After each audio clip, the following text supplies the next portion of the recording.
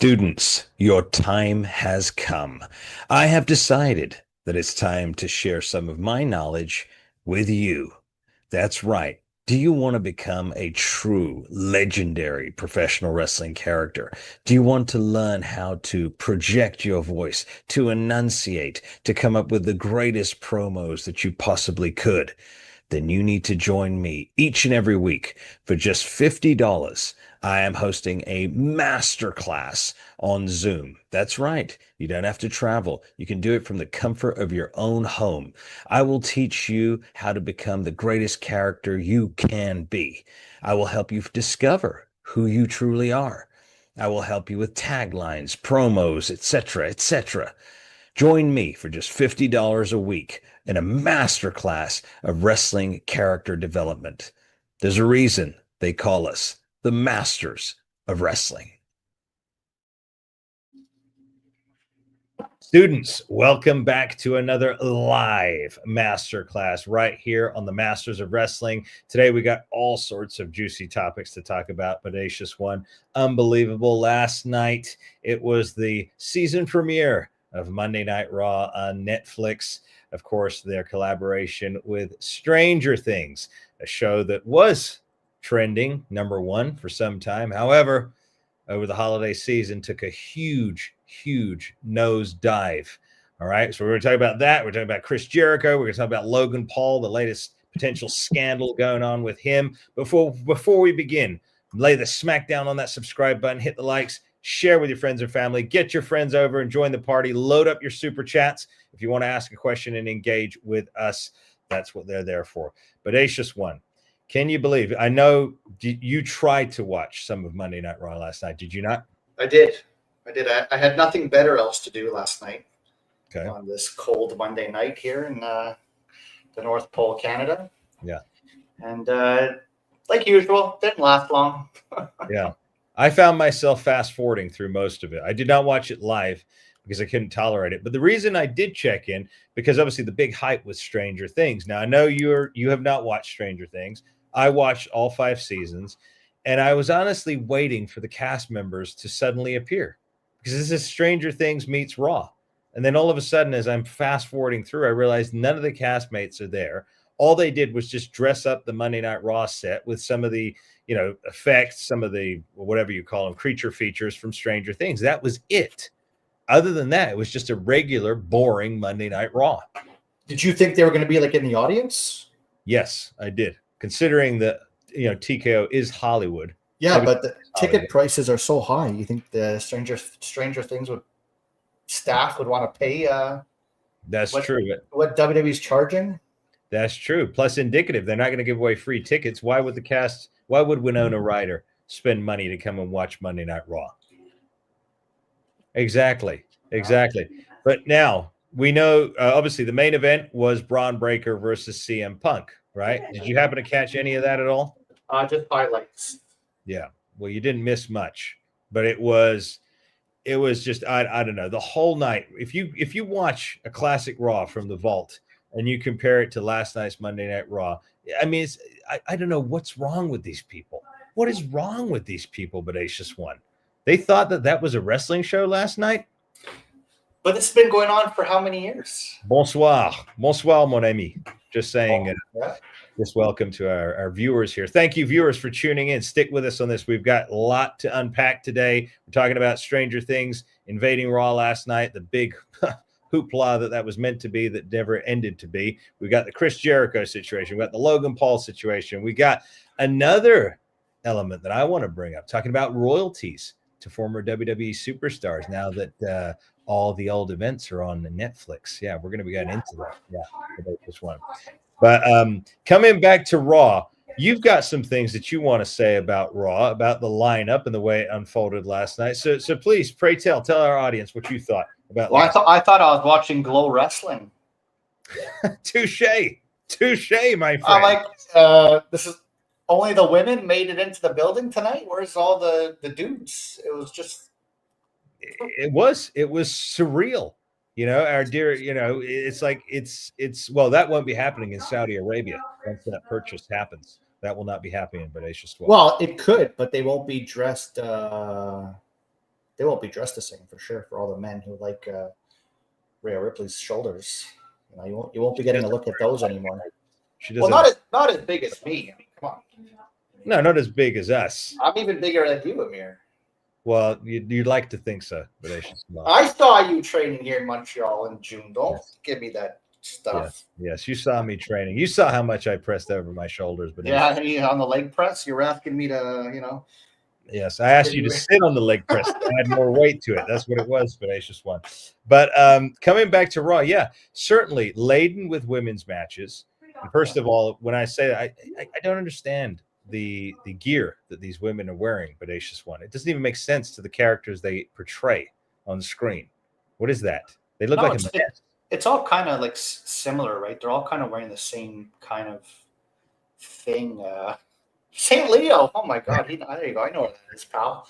Roberto Luongo Arena. Nice. Okay. That's not too far from here. Yeah. It's about like a 20-minute drive just down east. Yeah, I find all their gear is just kind of the same. Yeah. Like it's not the same color, but it's just that same pattern theme, right? And doesn't just a mess. Yeah, it doesn't represent a character. Like it's just like, oh, okay, well, she's wearing pink. Okay, this one's wearing yellow. Okay, that one's wearing gray. Like it's all this garbage, Yeah. And yeah, I'm not a fan. But what did you think about the fact that now Braun Breaker has, for lack of a better word, been castrated now because CM Punk obliterated him on Monday Night Raw? Again, a match that should have taken place on a pay-per-view, not on a free show, Monday Night Raw. Well, that's the same formula they do all the time. So the next time it'll just be with more pyro and a different arena, and it'll be like, welcome to Vengeance, right? Yes. A pay-per-view name, and whoa, we're gonna tune in for this. The same match again. But you're dead on. And did you see the match? Did you see the finish? I saw the finish. It was kind of again when Braun went off the ropes, instead of the usual spear that he does, he actually jumped in the air. So it was clearly obvious that he was going to miss it because he doesn't usually jump. So he jumped in the air directly into CM Punk's knee, or the corporate man, as we've renamed him. He's no longer CM Punk. The CM stands for corporate man. Okay, so I noticed this, but I forgot about it, but I'll bring it up to you. There was a title change on Raw yesterday with Glow Wrestling, right? That's right, with Glow, glamorous, gorgeous ladies of wrestling. That's the name of the company now. That's what so. Isn't that a giveaway that CM Punk wasn't going to lose? Correct. Because you're not going to have the whole night of title changes. You might put one just to give us a little excitement. So there, it's kind of like, all right, I know where this is going. I thought maybe it'd be a run-in and a DQ finish. Yeah. Either way, do I care? Well, a lot of people were thinking it was going to be our old buddy Y2J, Chris Jericho, resurfacing from the catacombs of AEW. But no, he did not show up last night. What I noticed was not mentioned was the fact that the Royal Rumble is right around the corner. But yet there's hardly any mention of this whatsoever on Monday Night Raw. He'll probably just show up. Just show up, yeah. Just like all the entrants. Who's going to be in the Royal Rumble? How do we know? It's all the Samoans, I told you. That's right, the Samoan lineage. That's right. They're all going to be members. They're going to constitute the entire Royal Rumble this year. That's what's going to happen for sure. But coming back to Jericho, just Jericho quickly, Bodacious One. So everyone thought he was going to make his debut last night. That never happened. Now some people are starting to get, sweaty palms thinking maybe he's not going to show up in WWE. Do you think he's still on his way? I would not be surprised, though, if he went back to AEW. Really? I wouldn't. He's been benched since April in AEW. They haven't used him at all. They just wasted I don't know how. But that could be his call, right? My back hurts. I'm tired. Yeah. Let me get a bunch of money, spend time with my family. Yeah, very true. I don't think he's going to have any say like he has say in AEW. He's one of the top politicians. Mm-hmm. Great talent, but come on, you're 55 years old. Great entertainer, great talker. I'll give him that. Mm-hmm. But WWE is going to do what they want, right? And I don't know if he'll conform to their ideas. So So what you're saying I is, wouldn't be surprised. Let me go back to where I can do what I want, bury who I want, right? yeah. And I have Tony Khan wrapped around my finger. Well, speaking of Tony Khan and speaking about burying things, I was doing a bit of quick math earlier, right? Students, I was doing some quick math. Of course, Matthew and I have been very vocal on the fact that, and also with Paul Roma, that we think that AEW is possibly a tax write-off, a company created to basically lose money so that the Khan family, who are both multi-billionaires times over, can just have a massive tax write-off at the end of the year. Now, why did we hypothesize this? Bodacious Suave, because are they competition for WWE? Do they even try to be competition for WWE? No. No. Does Tony Khan seem to care when he loses big names back to WWE? Doesn't look like it. No. Do they have storylines? Well, someone taught me a saying, I think it was a couple of weeks ago. It's not how you play the game, but beat the game, right? I don't know if you know anything about that. I did tell you that, Bodacious Suave. So I'm just wondering if Tony Khan is just like, hey, this is a long-term plan. If they're selling to the oddities, yeah, nice try. If they're selling to the Saudis, yeah, honestly, you and I don't know what's going to happen. Is all the talent going there? Are they just is WWE just dead? Is it just a library? Tony Khan can take all that talent and then run his show. Now, I'm not saying his show will be great because it all comes down to booking, right? Mm-hmm. Yeah. But he's like, I'm on top now. Very true. Very true. I mean, again, it could be a crafty move by the man with the big fluffy hair. Could be crafty move. It's more luck. It's more luck because he's lucky that WWE selling to Saudi Arabia, right? It would be sheer dumb luck at that point when WWE is sold to Saudi Arabia. What is Tony Khan anyway? Anyone know? I think he's yeah. Is he part of that kind of realm culture over there? I don't know. Is he related? Right? Do you think he called his uncle Turkish Al Qaeda and said, "Hey, you guys got to buy this. We have money in the bank. Who cares?" Yeah. Is he related to Nick Khan? Are the two of them related? It's funny how these two Khans run both the big. They say that AEW is the second biggest company, not according to Matthew Hardy these days.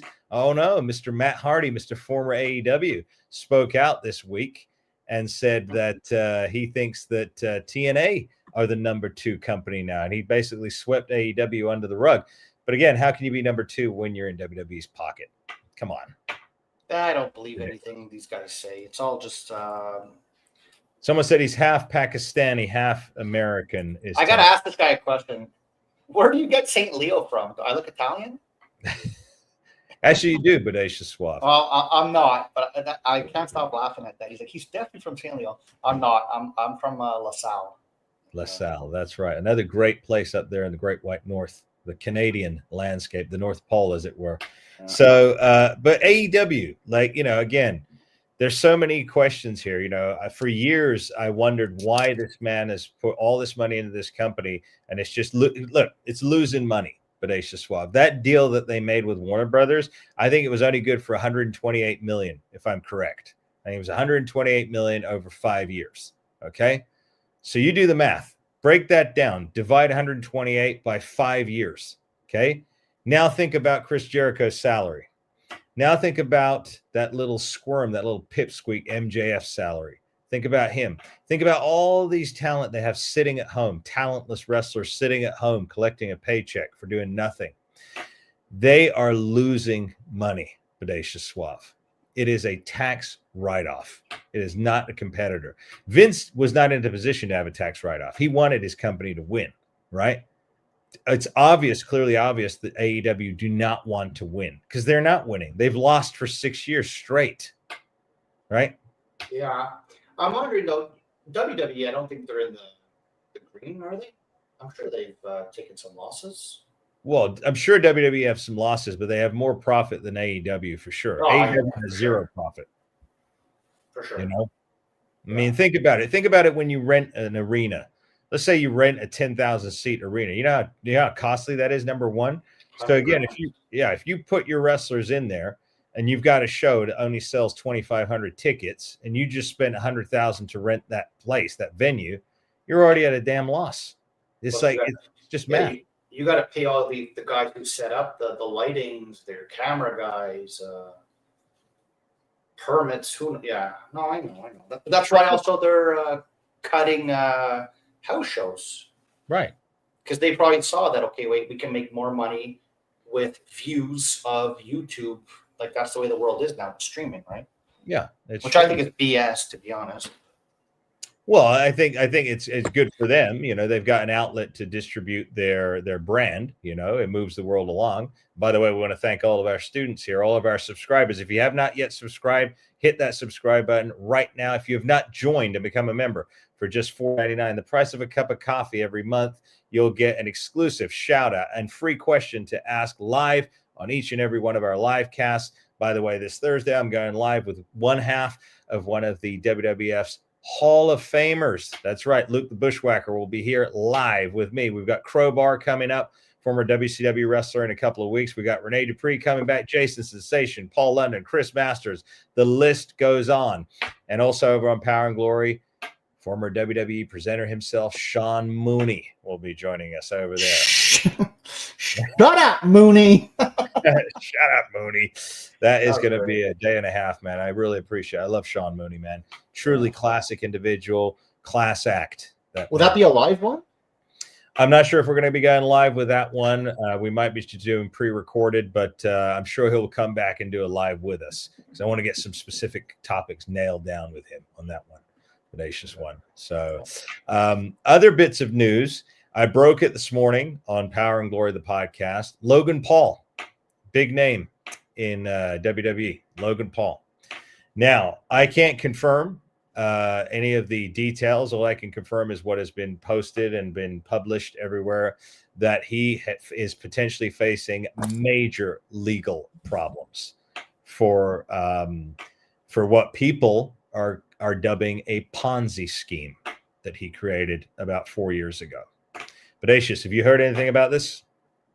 I saw a headline. I didn't read into it. Not surprised because I don't think this is a real role model. These are two brothers with huge egos, only in it for themselves. Absolutely. Do you think that Logan Paul dreamed about becoming a professional wrestler? I'm going to ask you a serious question. 100% not. Exactly. Do you think that Jake Paul, the former Disney actor, dreamed of becoming a tough guy boxer who just got his jaw broken by a better man? It's all about the cash. Exactly. And you know, the issue is, and it's sad, and we pray for them in the name of Jesus Christ, in the name of our Lord and Savior, Yeshua. They seem to idolize money so much, Audacious One. And what's sickening is they publish it to a world right now whose economy is not great. They flaunt their $32 million properties, of course, which they've earned off the backs of all of people out there in internet land, in social media. And it's disgusting. But now, you know, what does this mean for a conglomerate like WWE? Because if this is proven true, which it, you know, from looking and reading all the articles, again, I'm just repeating what I've read, what I've seen, what I've heard. I don't know the truth. This video is for entertainment purposes only. But from what I see, he was very cognizant of what he was doing. He had this trading card, sold shares of it to the public. They raised $2.5 million. He took the rights to the card back. They did not repay the people who put in their $2.5 million, and he cashed out and put $2.5 million in his pocket. Now, think about that, Audacious One. Again, I'm not surprised. Isn't that the same thing that girl did there? She became like a huge internet thing for that, you know, I'm embarrassed to say it there, that Haktua there. Didn't she get caught? The same thing? Which one, sir? I'm not familiar with this one. Oh, perfect. We don't need to get into that then. Okay. Some girl, she was drunk in Nashville, Tennessee, and she just made a stupid comment and became filthy rich off it about, you know, well, whatever. I'm not going to get into it, but the term is Haktua. And I think she just got caught. She was at like all these UFC shows. She was getting tickets to everything. She had her own podcast. She was making tons, millions and millions. And then she just got, I think, caught in some crypto thing and like fell off the face of the earth. Crypto is untraceable, and that's why it's one of the biggest and most easy scams on the planet, because it's not regulated. All right. So when you have something that's not regulated, much like the Ponzi scheme is what it sounds like to me. Hey, this pen is worth $10 million. So you know what? None of you can afford it. So I'm going to let you buy shares in this pen. And one day, if this pen's value is worth $20 million, I'm going to send you your money back plus your percentage increase, right, of your investment. But who on earth has the right to say this pen is worth $10 million? What is the legal jurisdiction? What country, what county, what state can say this is worth 10 million? Exactly. It's all hypothetical. It's a hypothetical. Yeah, but people believe everything they hear and see, right? Like, I hate that. I go to work every day and people like talk about the news and they believe everything the news says. Mm-hmm. And then I say, you know what? I found Santa Claus's bones last night in my yard. Yeah. But they don't believe me. But if they believe a news reporter reading off a teleprompter, they're convinced. Yeah. Yeah. So it's I just feel, I mean, like I said, I mean, you've got the WWE under a lot of scrutiny right now. Of course, you got the Saudis, with that potential offer swirling around. We heard that $20 billion number being thrown around over the weekend in some of the trades, and our dear buddy Vince Russo and Jonathan Coachman. But $20 billion. I mean, again, you're going to want a clean company. Number one, you're not going to want to buy a company that's got that's a lemon, right? You need a clean company. I mean, I know they got a good car salesman at the helm at WWE, but at the end of the day, this could be a huge problem, if it's proven that, which I don't see how it can't be. I mean, if he was the founder of the company, right? Bodacious One. Logan was the founder of that company. He was the brainchild behind it. And yet he claimed on a recent tweet that he didn't know that his other founding members had not sent the money back to the people that had invested in the card, which he then auctioned off and pocketed the cash for.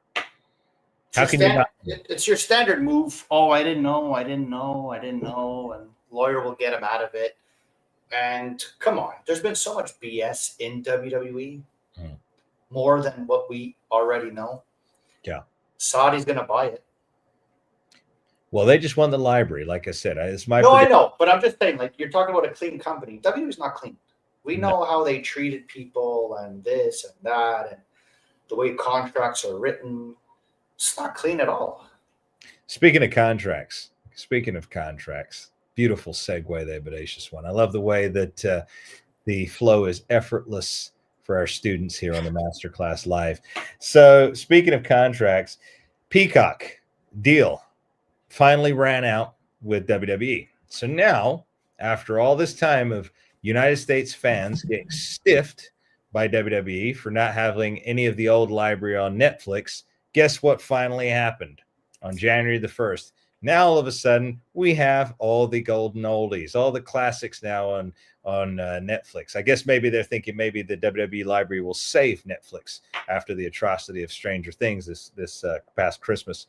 But so now, okay, those old videos have a lot of wrestlers who performed for the company, worked their butts off, but yet they are not seeing any royalty checks, much like any TV series would have. Like if you're on a TV show, it's like if somebody records this or records a snippet of us talking right now and re-airs it, Bodacious Suave, according to our legal team, we're entitled to every penny they make off of that, right? Because it's our copyright. Now, same with WWE. So I was talking to our dear buddy Paul Roma on the weekend, Mario Mancini, our co-stars over on the Power and Glory. And I was saying, did you know that they've got your old pay-per-views now on Netflix streaming? Getting millions of dollars made every time someone clicks on it. Ads. But they're not getting any money from it. They're not getting any royalties from it.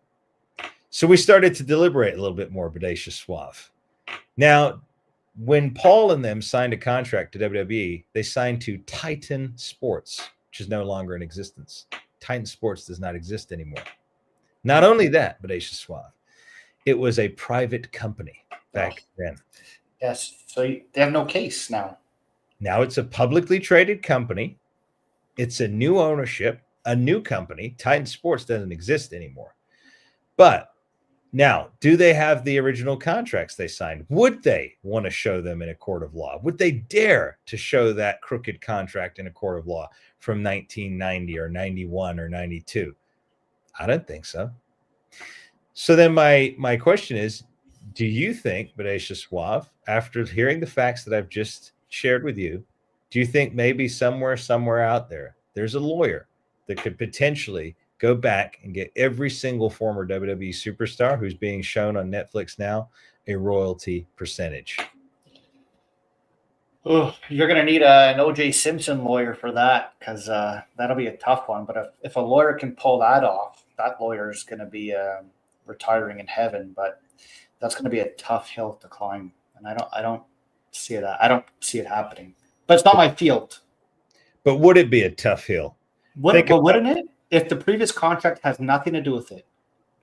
Exactly. That's my point exactly. Okay, so now your likeness, your persona is being aired for money by a company that owns you, right?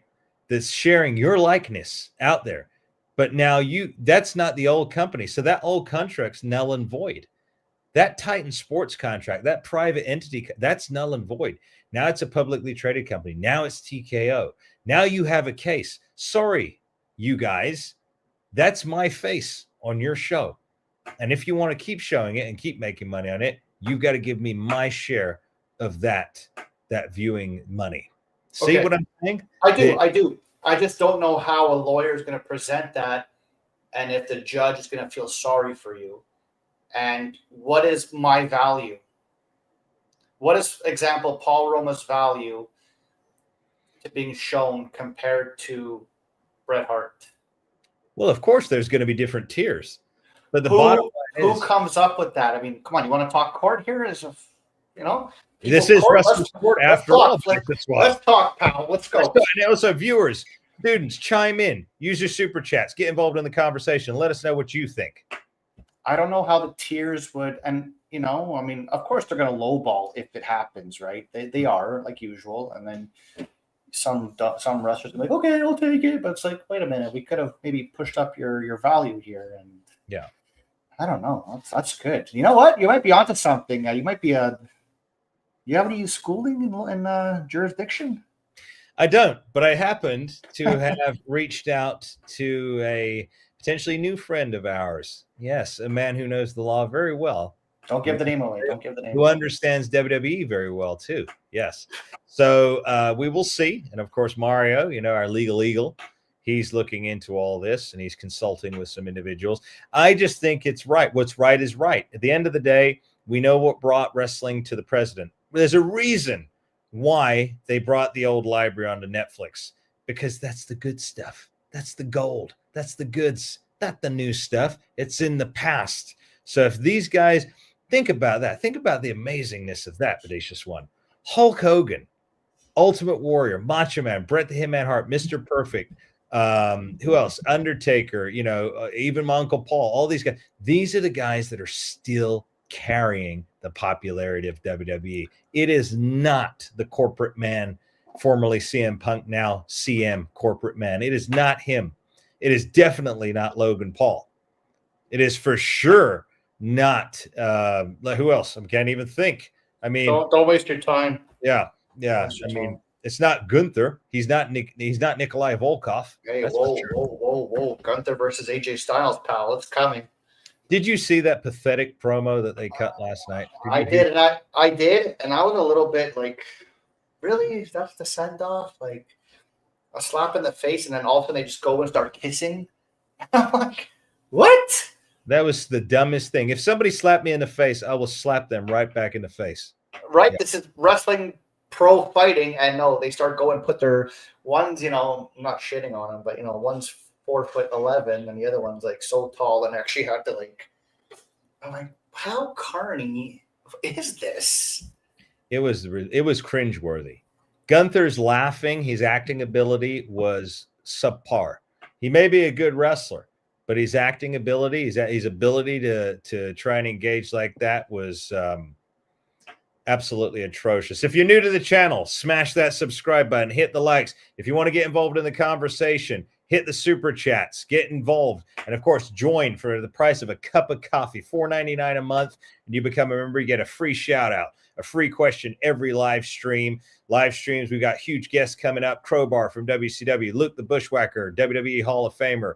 We got Paul London, Rene Dupree. We got Sean Mooney coming up, legendary WWE announcer. We got them all here on the Masters of Wrestling.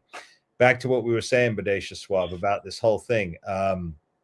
This potential legal thing here. It's like, yeah, you've got guys who are still holding up the company and making it popular, and they're getting nothing. Some of these poor guys are sitting at home, bodies broken, spirits broken, and these ass clowns that are up there now are making millions, far beyond anything they made back in the day.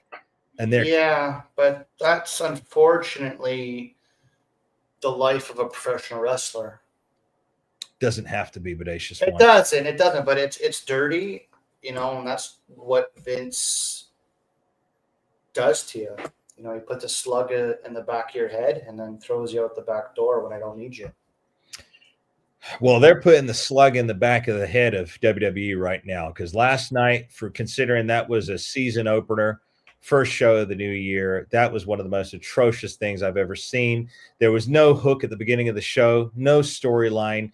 I think there was a few backstage segments. You saw that Bodacious Swab with Adam Pearce trying to be an actor, trying to act with certain characters. The ridiculous tag team formation of Rhea Ripley crushing her status, making her diminished now that she has to team with this. What did you describe her as? This little woman that she teamed with? Smurf. A Smurf. Okay. So anyway. Well, yeah, my thing is, listen, they're all talent, whatever, but Rhea Ripley's top tier talent in WWE, and I think by putting her in a tag team division out of nowhere and giving her a tag team belt, I don't see that elevating her. I really don't. No, because she was doing so well as a solo competitor and in all the main events. And that's just like, oh, well, we don't know what to do with you now. So I'm going to put you with that Asian girl over there. And 1, 2, 3, go. And you guys are going to get the belts. Are those women meant to be anime characters? Someone, please, student, write me in. Because, again, I'm trying to figure out what their costume is, what their gear is. What are they? Are they anime people or something? I mean, are they I'm sure they're cosplayers. I know that. But, what are they? You worked for Hollywood. You should know. Hey, you know what? We got somebody in the chat right now. Yeah, I work for Hollywood. They're a bunch of scumbags. We got somebody in the chat who says that he worked for WWE NXT. Wow, I'd be interested in Martin. So send an email to Emir. Send an email to me, Martin. I'd love to have you on the show. He's saying here a couple of things about, giving 0 F's about wrestlers and whatnot. So, Martin, you can email us at themastersofwrestlingpodcast@gmail.com. That should be in the description of this video, Martin. I want to get in touch with you. I want to hear your story. His secretary will get back to you as soon as possible. Secretary. I will get back to this man immediately if he wants to talk to us about his experiences or the lack of professionalism in the WWE locker rooms there. But it all comes down from management. Again, I come back to that ridiculous promo in the middle of the ring last night, Bodacious Suave. AJ Styles basically embarrassed himself, lowered his whole career, in my opinion, with that ridiculous, I won't even call it a promo. I call it a stupid shit stare down. And that's what you're pinning the company on? Because who's CM Punk going to face now? He just beat Braun Breaker. So who's CM Punk? What's CM Punk's feud? What's his purpose for being champion right now? You tell me, Bodacious Suave. He's holding the belt until WrestleMania. Holding it to give it to who? He might not give it. He might hold on to it. I don't know. Another thing that I caught last night. Oh, carry on before I carry on. No, please. You're heated, pal. Another thing I caught last night was the advertisement of this ridiculous show, Unreal, on Netflix. Oh. Yeah. Part 2. And the funny thing they just came back from commercial, and Michael Cole, in his very robotic voice, carries on. Oh yeah, don't forget to miss the season and go behind the scenes of WWE, and then cut to the next scene. They're back in make believe land, and now all of a sudden it's real again. This is the most asinine thing that I've ever seen, to create a show that comes out seasonally where you expose how you do it more and more and more. Bodacious one, what do you think? I wish people would never tune in to that at all, because you just exposed everything, and it's like what Ace Darling said. Mm-hmm. I mean, I can Google a magic trick to see how it's done, but I don't want to know. I like the mystique. Yeah. Right? I like being surprised. I like being entertained. That's the whole point of going. Why are you making me feel more stupid? Like when I watch wrestling, guys, I feel stupid watching this. Yeah. I really do. Because modern crap. Not the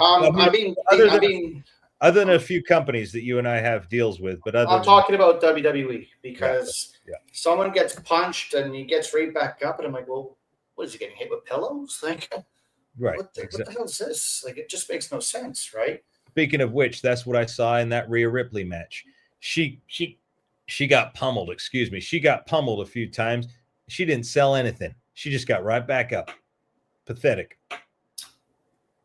Yeah, it's so different. I don't know. I'm not there, man. I don't know who's okaying all this stuff. I don't know what's changed. I don't know how all this.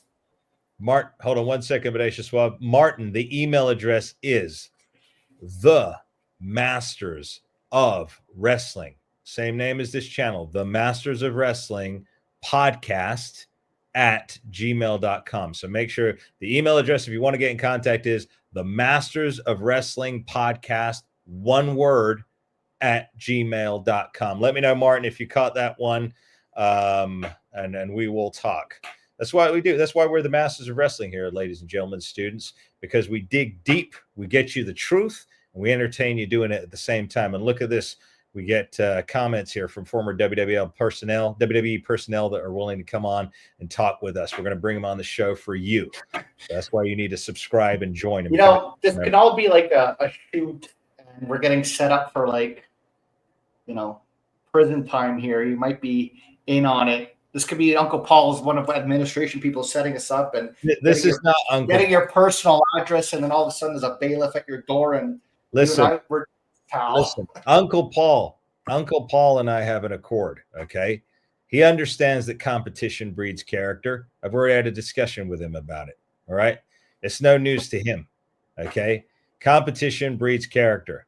He learned that from Vince McMahon. He understands that. I learned that from our family lineage. So he understands it. And competition is good for pro wrestling, unlike the lack of competition that WWE. Yeah, he probably has, but it doesn't matter because we're making our own way. That's why we're here. That's why you need to subscribe, and you need to join, and you need to hit those super chats. You need to fuel our energy as we continue this juggernaut that is the Masters of Wrestling. But yeah, I could pick apart Monday Night Raw all day long, Bodacious Swab. Well, let's go. I got another one. Go ahead. We spoke earlier, and I said, "Hey, did you know the Usos won the tag belts last Monday?" I had no clue that I didn't even know they still existed, Bodacious Swab. Well, yeah, you knew because remember one of the Usos, I guess he sucked. Well, WWE flopped his singles push, Mr. Yeet. Oh yeah, the Yeet. And then so they went back to the same old formula, and let's put you and your brother back together. And they won the tag belts last week. And I just thought it was like they weren't even used last night. I think they just came out for a promo, but then they didn't have a match or anything. So what I don't like about that is your momentum just dries. Like right. you won the belts. You're hot. You're a hot topic. We got a new member of the channel, students. Celebration time, Maltz 92. Thank you for hitting the join button and becoming a member. It's just the price of a cup of coffee every month, ladies and gentlemen. $4.99. Now Maltz is going to get a shout out. Now Maltz, you ask us a question, we're going to bring it up on the screen. We're going to talk about it live. That's what you get. One of the perks of becoming a member. Thank you, Maltz. That's kind of funny. That St. Leonard comment still got me. So he thinks I'm one of his calibres over here, but no, I'm not Italian. Yeah, so you don't put the Usos on your show. It's like, well, your steam kind of dies, right? Mm-hmm. Yep. Yep. I don't know if I'm wrong, but I just thought like you want to keep momentum and storylines going. Yeah. Don't just kind of shoot me in the heart and then come back out of nowhere next week. Like, I don't know what they're doing, man. Exactly. By the way, Kingpin, if you want to ask a question, ask away because you are another member on the channel. I can see all the members. They're in green in our comments section. So again, if you hit that join button for just $4.99 a month, the price of a cup of coffee, you get a free question, free shout out every single live stream. We go live twice a week, ladies and gentlemen, on Tuesdays and on Thursdays, same time, 3 p.m. Pacific Standard Time, 6 p.m. Eastern Standard Time. Coming back to your question, Bodacious Swab, yes, if I just won the tag team title, if I was producing the show and I just had a new tag team crown champions, trust me, they'd be front and center the following week. I'd be developing their storyline and their next feud. But of course, this is WWE 2026. Okay, so that leads me to my next question. Does anybody have the balls to tell Triple H that the booking sucks? Well, I've told him repeatedly. No, someone that works there. Okay. Somebody who works there. Right? Somebody who works there. Because, listen, WWE is the shits. Yeah, you said it best. Yeah. Like I'm not, you're just trying to stir up stuff. Like, there's no, it's legit. It's legit. Come on. So, does anybody on the writing team, Bruce Pritchard, anybody have the balls to say, Paul, like, come on, you got to step it up here, pal? Well, again, it's like I've said before, Bodacious Swab. How much power does my Uncle Paul truly have? Well, someone's got to be knocking on TK's door and say, hey, our show sucks here. We're on Netflix. It's not cable TV. Can we spruce it up here? The fans are not eating this up. Yeah, no, they're not. It was awful. I know if you go to Triple H and tell him something, you know what's going to happen. Yeah. You're done. They're going to get fired. Yeah. You're done. Yeah. So... But then again, I've heard some stuff now. I had a huge...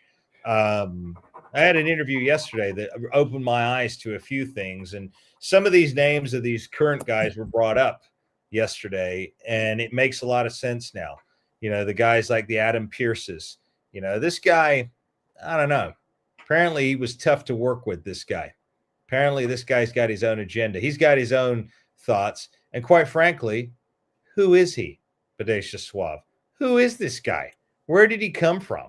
Who is Adam Pearce? He was an indie wrestler. Right. Right. Did he ever make it on the big screen TV? No. Well, if you lick ass, I guess so. I mean, how else do you get these positions? Let's be honest, Amir. That's what it is. You know what? No, but what has he done? There are other names that I heard brought up that are now in positions of authority in WWE. What have they done? I don't believe they came in with Vince McMahon was in control. I think you're given false. I'm not saying you. I mean, like these people, like Adam Pearce, you're given a false role, right? Like you have a certain role, and I don't know what that role is, but you don't have as much say as you might think they're telling you. Oh, actually, one of our viewers, thank you, one of our dear students there wrote in. Adam Pearce got voted off of TNA Gut Check several years ago, so he was a loser, basically. Bodacious Swab. Well, he's I'm sure he's making a big chunk of pie. Right. He was in WCW. Do you remember him in WCW, Bodacious Swab? No. I don't remember even hearing his name. Did he wrestle under a different name, perhaps? I honestly... Well, anyway, apparently he's another guy who's got way too much power in that company, because I can tell you what, a stooge like him would not have the type of power that he has now if Vince McMahon was still there. Guaranteed. Bodacious one? Yeah, I'm thinking about that, actually. Well, while you're thinking about that, we'll talk a little bit more about that particular topic. In fact, You know, you were saying who's going to step up to my Uncle Paul? Who's going to confront him on that? No one. Paul Heyman's not going to do that. Paul Heyman's cushy. He's got a cushy job. He was a former con man back in his days, apparently, with ECW, as we know the stories of him ripping off Chris Candido and Tammy Sitch, basically ruining their lives, costing them their home. You know, so I mean, again, he's not going to speak up. No. So I think like a lot of like, I don't know, I'm trying to think, I don't know. But Nick Aldis too, like what's his role? He's another one who comes from the same neck of the woods as Adam Pearce. Another one. Yeah, but so his TV role is being a GM and whatever, but there's more to it. Like you do other stuff backstage. Are you an agent? Are you right? Like Paul Heyman, he's on TV, but he's also in charge of creative and whatever. Look, there's no doubt that these guys. I mean, what's his name? Nick Aldis. He was a great performer in the ring. I still don't know why the heck he's not. He's not wrestling right now. We got a super chat came in. Thank you from one of our members right here, Mike Blacksley. Thank you, Sup. What's up, guys? You just start. No, we've been on for about 46 minutes, but we're going another hour and 15. So you've come at the right time, Mike. Thank you so much for your super chat. Greatly appreciated, brother. Much appreciated. But yeah, I mean, I'm sure that he's done great things in the ring, Nick Aldis, but at the end of the day, he never made it to the big time as a performer, as a character. He wasn't. He was never there on international TV. He made it as far as, obviously, which was great at the time, the NWA Power back in the 2019 version of that was very, very strong, very, very good. I have nothing bad to say about that product, but that's as far as he went. I think he did All In or whatever, All Out, the first show funded by Tony Khan. Yeah, nobody knew about that, but Tony Khan funded that show. Yeah. Did you know that, Bodacious Swaff? No, I had no idea. You had no idea that Tony Khan funded that? What year was that? 2018, the very first All In or All Out. Remember when they said, oh, we're going to get a 10,000 seat arena? Yeah, remember that? Do you remember the very first students? Of course, you remember when the Young Bucks, Cody Rhodes, Kenny the Omega Man got together. I got nothing bad to say about Kenny Omega, by the way, ladies and gentlemen. I think he's a great performer, a great talent. I'll just state that. Nothing bad to say about him. But old Guile, Street Fighter 2, Cody Rhodes, and they got together and they made a bet that they were going to sell out a 10,000 seat arena. Well, again, students, Bodacious one, how much does it cost to rent a 10,000 seat arena? You tell them. If it's 10, well, if it's 10,000, I'm going to drop the price, but I'm probably wrong. 70,000? 70 grand. Not only that, they had to get their electricians in there. They had to have their stage, their ring crew, insurance. And then they had to pay all the wrestlers and everything else that went into it. Do you honestly think that those guys who were on the indies and work in Japan had enough money to bet on themselves to fund all of that without Tony Khan's help? And then Tony Khan coincidentally comes out of the woodworks a few months later and forms AEW. Come on. It was him that was funding the whole thing. I didn't know that, but you don't think, okay, so, I mean, Cody, I'm sure had a bit of change in his bank account at the time. Bodacious, he's not dipping into his own pocket. These are business people. They're not investing in their own product. They're real workers, eh? Mm-hmm. Tony Khan, look, AEW was already in the works, my friend. That was September 2018. AEW was launched in January of 2019. That's barely 3 or 4 months after. So Tony Khan had already been talking to them. And I guarantee you I not guarantee you because I wasn't there, but I would suggest this is what happened. Hey, I'm going to give you guys X amount of dollars to put on this show. If it's a success, we will launch this company called AEW. That's what I think happened. That is a fly on the wall that whispered in my ear right now. That's what happened. I'm telling you, Bodacious one. Tony's been there since the beginning. Good one. That's a good one. Yeah, it's another one. We just uncovered them all here on the Masters of Wrestling. That's why they call us the Masters of Wrestling. And we want you to chime in. Use those super chats. Join. Hit that join button. You'll see it right under this video. Hit the join. It's just $4.99 a month. That's the price of a cup of coffee. And you'll get a free shout out and a free question every single podcast. Okay, so make sure you do that, ladies and gentlemen. If you want to ask a question, go ahead, because we're going to be here for another hour and 10 minutes deliberating these things. I have a So, question. I have a question for you. yeah. Let's go back to your Logan Paul. Okay. Why is he allowed to do a podcast? Why is I'm not done. Yeah. Why is he allowed to do a podcast? From what I remember, if you're a WWE talent, and I'm sure Renee can tell you, you're not allowed to work anywhere else. correct? Right? Correct. I think they maybe softened up now that Vince is gone, but like you're not allowed to do OnlyFans, which I don't agree with OnlyFans, but or Twitch, like you can't do anything. Right. Why is Logan Paul allowed to do a podcast? Well, it's funny you mentioned that, actually, because I've got some news on that. Okay. So last night on Raw, in one of the few moments that I was not fast forwarding, I happened to see a little commercial that popped up on the side of the screen with all the WWE podcasts. And among them now, as part of the WWE podcast family, is Logan Paul's podcast. So now Logan Paul's podcast has been purchased by TKO, by WWE. It is now part of their family. So now all the revenue is no longer his. He has to share it. Yes. Which is fine.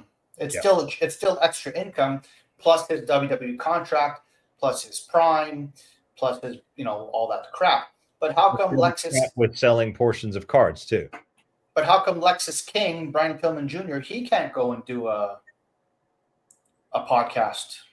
Is because your dear buddy Lexus King. Yeah. Is he still part of WWE? Is he still under contract? Is he sidelined though? I have not heard. No, he's on NXT. But Has again, he been recently. No, but yeah, well, I saw him on TNA 2 weeks ago, so he's probably doing stuff there. But again, I don't know the figures they gave him. And you're living in Orlando, Florida. Orlando's not a cheap place to live. I'm sure everyone obviously wants more money. Well, why can't he do a podcast and get some extra revenue? It's probably because of this. It's probably because... I know the answer. But what I'm trying to get to is that's total BS. Yeah. Right? So that's WWE knowing Logan Paul is making so much money. Well, we got to get a piece of that chunk. But do they keep him on? If the scandal is proven true and he gets potentially prosecuted, do they keep him on? Do they even care? But yet they care about the video we're going to be releasing tomorrow, China. Don't give it away. I'm not giving it away. The viewers are going to have to hit that subscribe button and tune in tomorrow morning at 9 p.m. Pacific Standard Time, 12 noon Eastern. But H1 and I shot a very interesting episode on China, the ninth wonder of the world. But yeah, so now she has some things that they don't want to be associated with. But then you've got somebody who's involved. That's all Hunter. Okay. So what you're saying is, if you're proven correct and it's proven true that you are a criminal, you could still have a multi-million-dollar contract with WWE. That's what you're saying. I believe so.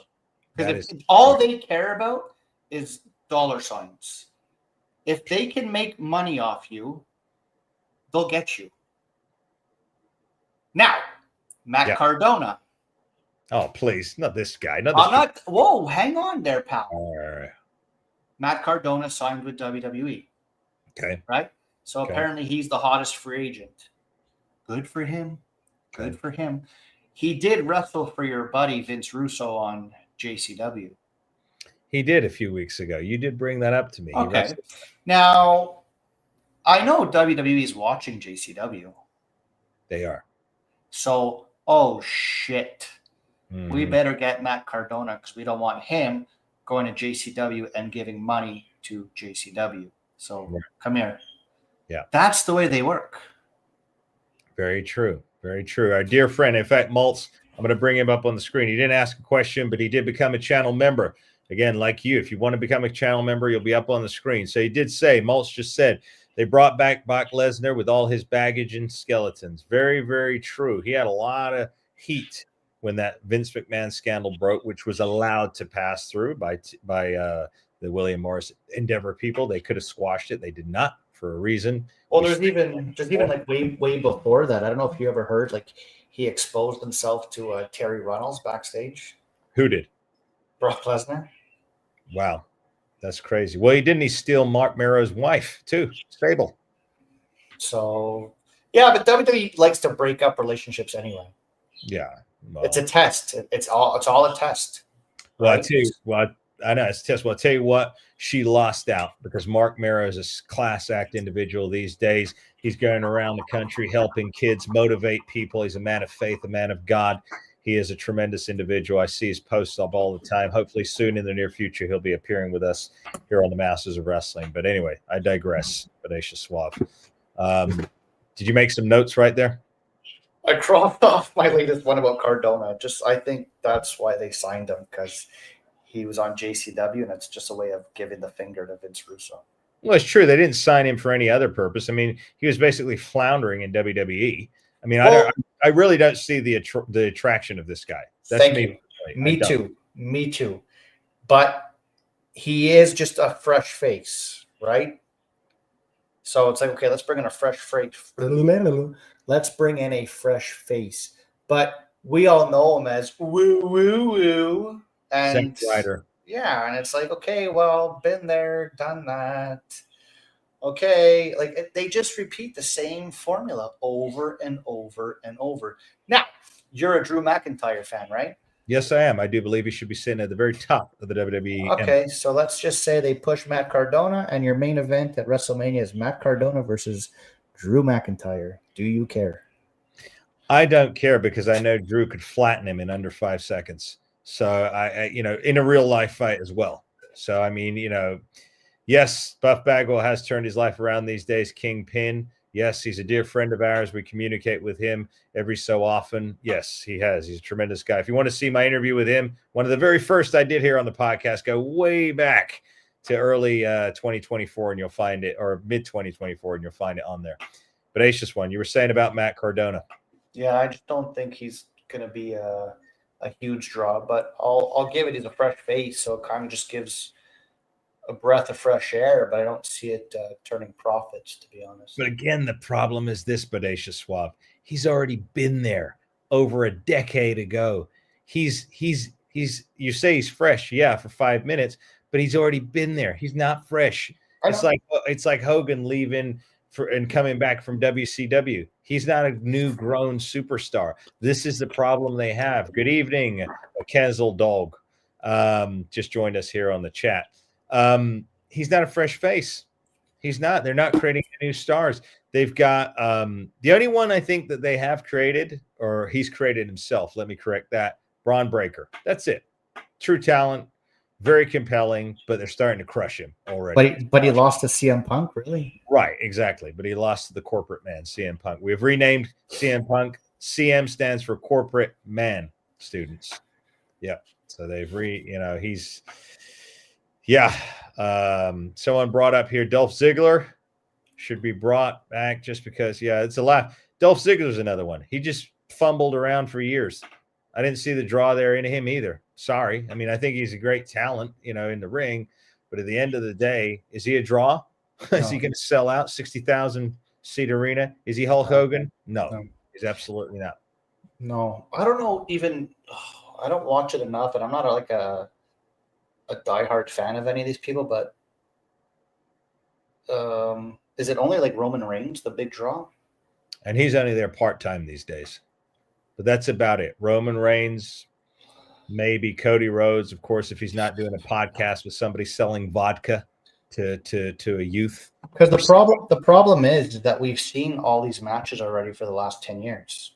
Correct. Yeah. Right. I've seen Roman Reigns versus Lesnar. I've seen Rollins versus Cody Rhodes. Like, you're not giving me anything I haven't seen. Let's put it into perspective for our students, Bodacious One. Let's go into our time machine and take a trip back to when the world was better and wrestling was excellent, absolutely excellent, flawless. If we'd have seen, right, in the WWF, I'm just saying, if they'd have stayed in the WWF, if we saw, let's just say, Hulk Hogan versus the Macho Man in 1989, and they had stayed with the WWE.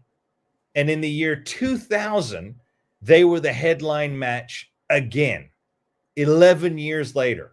Let's go even further. Like some of these matches, Drew McIntyre's fought Cody Rhodes back in like 08, 07. That is almost 20 years ago, Bodacious Suave. Almost 20 years. So let's do it again. Hulk Hogan versus Macho Man, and they both had stayed in the company, and they're in the main event again in 2009 after doing it the first time in 1989. This is what we're saying, students. These matches have taken place almost 20 years ago, multiple times, and they're still the main event matches. What the hell is going on? So that just tells me you have trouble developing new stars. Exactly. And who is responsible for that? D-Generation X. You really think D-Generation X? Hold on, I'm reading a question here from one of our fans here. Yes, should give Randy. Yeah, Randy, absolutely. Thank you so much, Existence Punishment. Make sure you subscribe on this channel too. Hit that likes. Become a member for just $4.99 a month, a cup of coffee. We'll give you a shout out every single live stream, and we'll ask. You can ask a question every live stream. We'll bring you on the screen. What did you say there, DJ? Yeah, how dare you cut me off? Hey, look at that. This is for our, a little respect over here. This is for our students, Bodacious Suave. Okay. Yeah. Well, the Generation X is Shawn Michaels and Triple H, right? Yeah. So the boy toy himself is apparently running NXT, and Triple H is head of talent relations booking. They can't develop anything, and I don't. It's not because they don't know how. I think it's my opinion. They don't want to. Because imagine, can you just imagine if they hit $1 million star and build someone? He'll take over from everybody else. There you go. And they know how to stay on the top. Yeah, exactly. That's exactly what it is. You know, is that they're afraid to develop. That's why they were afraid of our dear buddy Karrion Kross, Killer Kross. They were afraid of him, and that's why they had to let him go. Of course, he's going to rise again in some of the great companies like MLW. He's been invited over by our dear buddy Vince Russo to JCW likewise. Yeah, they're afraid. But again, I love to put it in that perspective of Hulk Hogan versus Macho Man in 89, and then they redo it in 2009. That's how ludicrous some of these rematches that you're seeing now today are. I mean, if CM Punk takes on, well, we did take on John Cena. Didn't that happen like way over a decade ago, like 13, 14 years ago? 2007? Exactly. So that's why I'm saying you're seeing the same regurgitated, I hate to use that word, ladies and gentlemen, because it's very, very vile, but a regurgitated content just with, not, I was going to say a new design on it. Speaking of designs, did you see that awful looking ring on Monday Night Raw last night full of ads? I don't pay attention to details like that. Gosh, man. I look at talent, Amir. Talent. You know what talent is? I know what talent is, and I'm not seeing it. That's why I'm looking at the ring. That's why I'm looking at the ads, because they're more entertaining to me than the what I'm seeing in the ring, what I'm hearing. Good point. Good point. I come back to that atrocious promo between AJ Styles. That honestly, he should be embarrassed. I mean, by that promo. Yeah, but don't forget, they're given a script, right, Amir? That's the problem. It's not necessarily the talent's fault. I mean, I'm sure they look at the script and are like, are you kidding me? Like, how am I supposed to do this? But okay, I got to do what you're told. Well, speaking of old AJ Styles, the man himself, the man with that haircut, which soccer mom haircut? Soccer mom haircut, that man right there. So speaking of him, he, I believe, is friends with the middle-aged Bucks. Okay. So I'm not sure why. He's kind of shot down the whole AEW thing. Remember you sent me that video where he didn't want to sign a fan's AEW belt? He pushed them off the screen. It wasn't you. Maybe it was our dear buddy.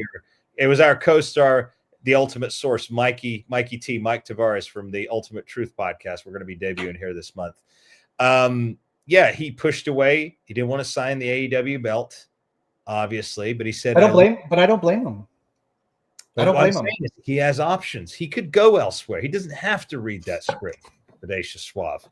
Tony Khan could fund him and his family for at least for several generations. Yes, you are correct about that. Yeah.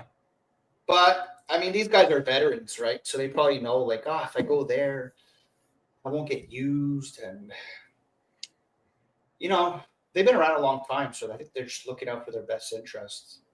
I think it's just a sad state because I mean, like you and I talked about this, we talked about where I wanted to land, when I began my journey. And initially I did think WWE, but then I woke up one morning and said to myself, this is not the WWE that I dreamed of. This is not the one that Uncle Paul competed in. This is something else. It's very apropos they had Stranger Things on there. It's kind of like the Upside Down, right? This is the Upside Down WWE right now. We're not seeing it in clear 2020 vision. And that's why I at that point, I made that decision. I don't want to be a part of that. And I don't want to be a part of this AEW nonsense either, because they're not what we dreamed about. That's not it. Not for all the money in the world. It's not it. It's not it. No. And I mean, if I were to get signed by some place, I want it to mean something and like have some steam behind it and good ideas. Exactly. Right? Yeah. I get it. You'll probably be financially taken care of, but I learned money isn't everything, and how am I going to generate an impact on a kid or someone else if I'm sitting at home doing nothing? Right. And that's why you and I, yeah, exactly. And we talk about that to our students here. That's why Matthew and I do this. That's why we do this podcast. That's why we're making our strides in the world of professional wrestling, in the indies, into the professional leagues, because we care. We want to be good role models for your kids. We want to tell the truth. We want to entertain. We want to be those larger than life characters. We want to make you smile. We want to give you drama. We're not interested in regurgitating the same old crap, like a lot of these big companies do every single week. So it's got to mean something to us to get us motivated, Yeah. What's that? I couldn't agree more with Mike's comment. Bring back the blue steel cage. Wasn't that like magic back then? Yes, bring back the blue steel cage on Saturday nights. Yes, it was. Yes, it was. It was beautiful, man. I like the blue steel cage.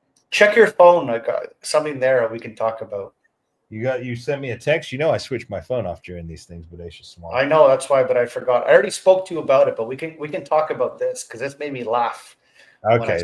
When I saw this. We're gonna do that. Triple H after winning. Oh, someone said here they like Becky Lynch. Did you see that? Did you see that match? No, I didn't, because the second I saw her, I just think how much she controls and dominates, Mr. Becky Lynch, Seth Rollins, and I just couldn't handle it.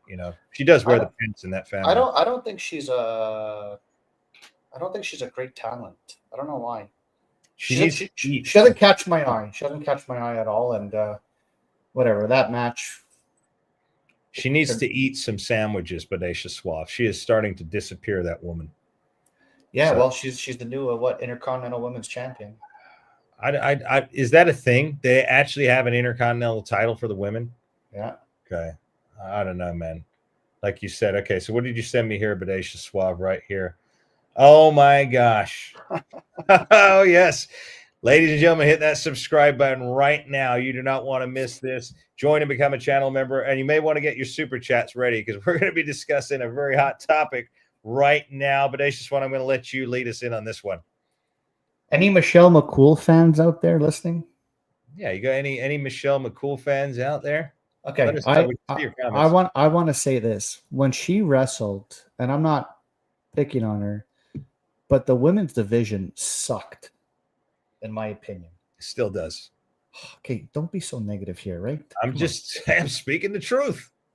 God, well, people have sensitive feelings nowadays in 2026.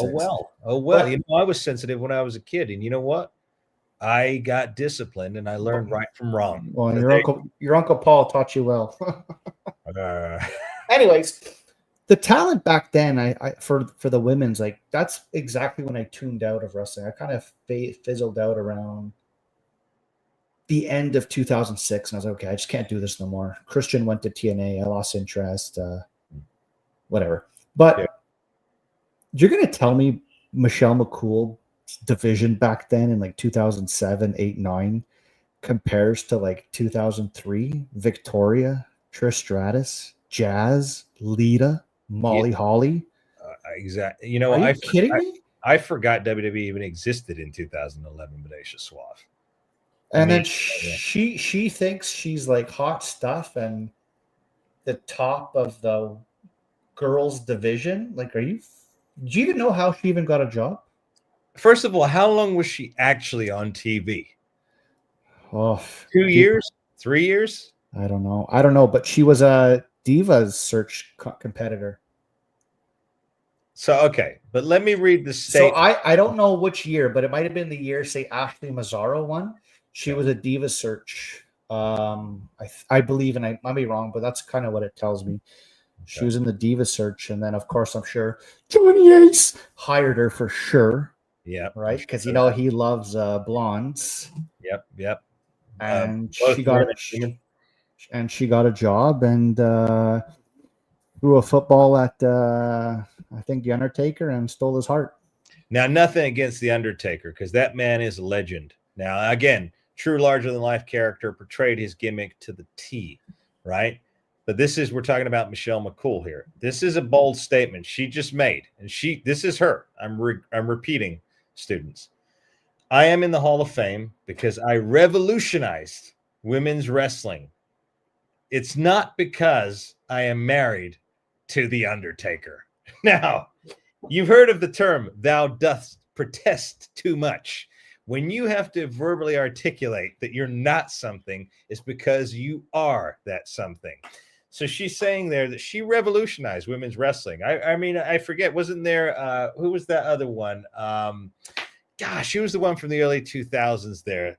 The Canadian female wrestler. What the heck? Yep. Trish Stratus. Gail Kim. Yes, Gail Kim, Trish Stratus, Lita.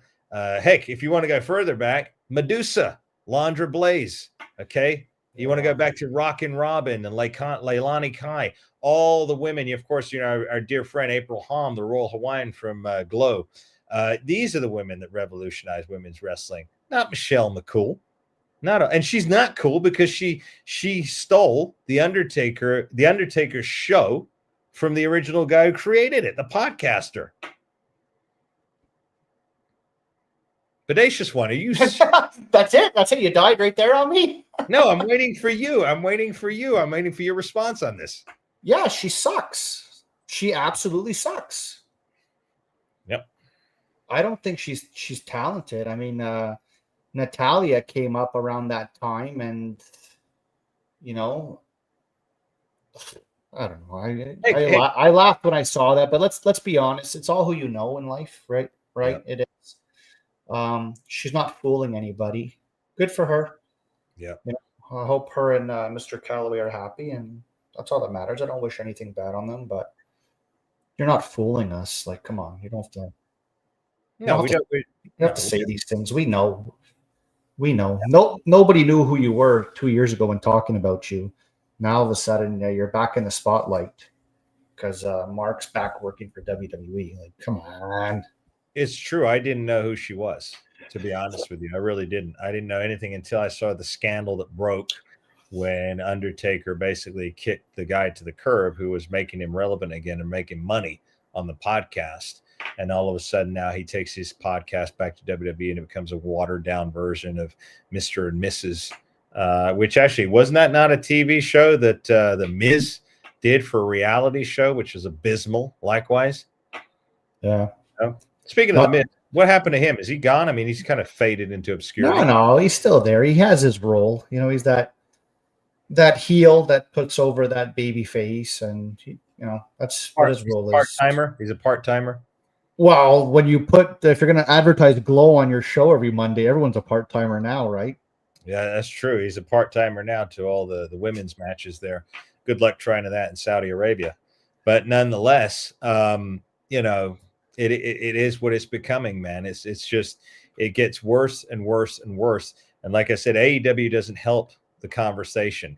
If they were true competition and not what I hypothesize they are, which is a tax write-off, that's the reason they were created, then, we'd have better competition. And what Matt Hardy says, coming back to that, was the most nonsensical statement I've ever heard in my life, saying that TNA is now going to become the number 2, considering they're already in WWE's pocket. How ridiculous. That's like saying, okay, well, if NWA appeared on WCW, Ted Turner saying, and someone in NWA saying, oh, yeah, well, NWA, we're going to be number 2 now. But you already work with WCW in the first place, you numbskull. These are this idiocy that some of these people say, Bodacious Suave. Did they go to high school? Did they go to college? No, I think it's too many TLC matches. It's got to be something. Right? Something, hey? Or maybe too many. What are you, Canadian tonight? Yeah, I'm being Canadian, it's just like, it's just or too many wild women or women of other people. I don't know. But nonetheless, what else you got for us, Bodacious Suave? Is there anything else that's been cooking in the headlines this week that we need to inform our students about or get them to involve them? Hit your super chats. They help the conversation move along. Make sure you hit those super chats. Ask us your questions. Fire away. That's why we are here. That's why we go live. We go live for you, to interact with you. So if you got a question, hit a super chat. Bring up, if you got a topic you want us to discuss, hit a super chat right now, and then we'll discuss it live, and we'll give you a shout out. Do you think Brock Lesnar's gonna do like a retirement thing or just like disappear? Because I don't see anybody beating this guy ever, and I don't think he's one to, just based on his actual like personality, character. He's not gonna pass the torch to someone. Like, he's too much of like comes off as an a-hole, and he just invested a lot of money in sports supplements. Let's just say, Bodacious Suave, sports supplements. Oh, he's well off, man. Yeah, but he invested a lot of supplements lately to come back. I honestly don't think that he has any plans to leave soon. Although I did see something last night, going back to that horrendous, vomit-worthy promo between the soccer mom hairstyle AJ Styles and Gunther, Mr. Bland himself. Are they going to feed Gunther all the old legends? No. And he's going to tap? No, I'm serious. We know AJ Styles got one foot out the door. He's about to retire. Okay. No. I think I'm calling it, Bodacious One. I'm saying that Gunther makes him tap out, and they're going to make him do the same thing as John Cena. He's going to tap out and smile. It's going to be an ongoing thing. Trust me. This is from the idiot minds of Hollywood. This is what's going to happen. No, I don't. I say no, because you cannot be that stupid to be doing another retirement. Like, you can't do the same thing too soon.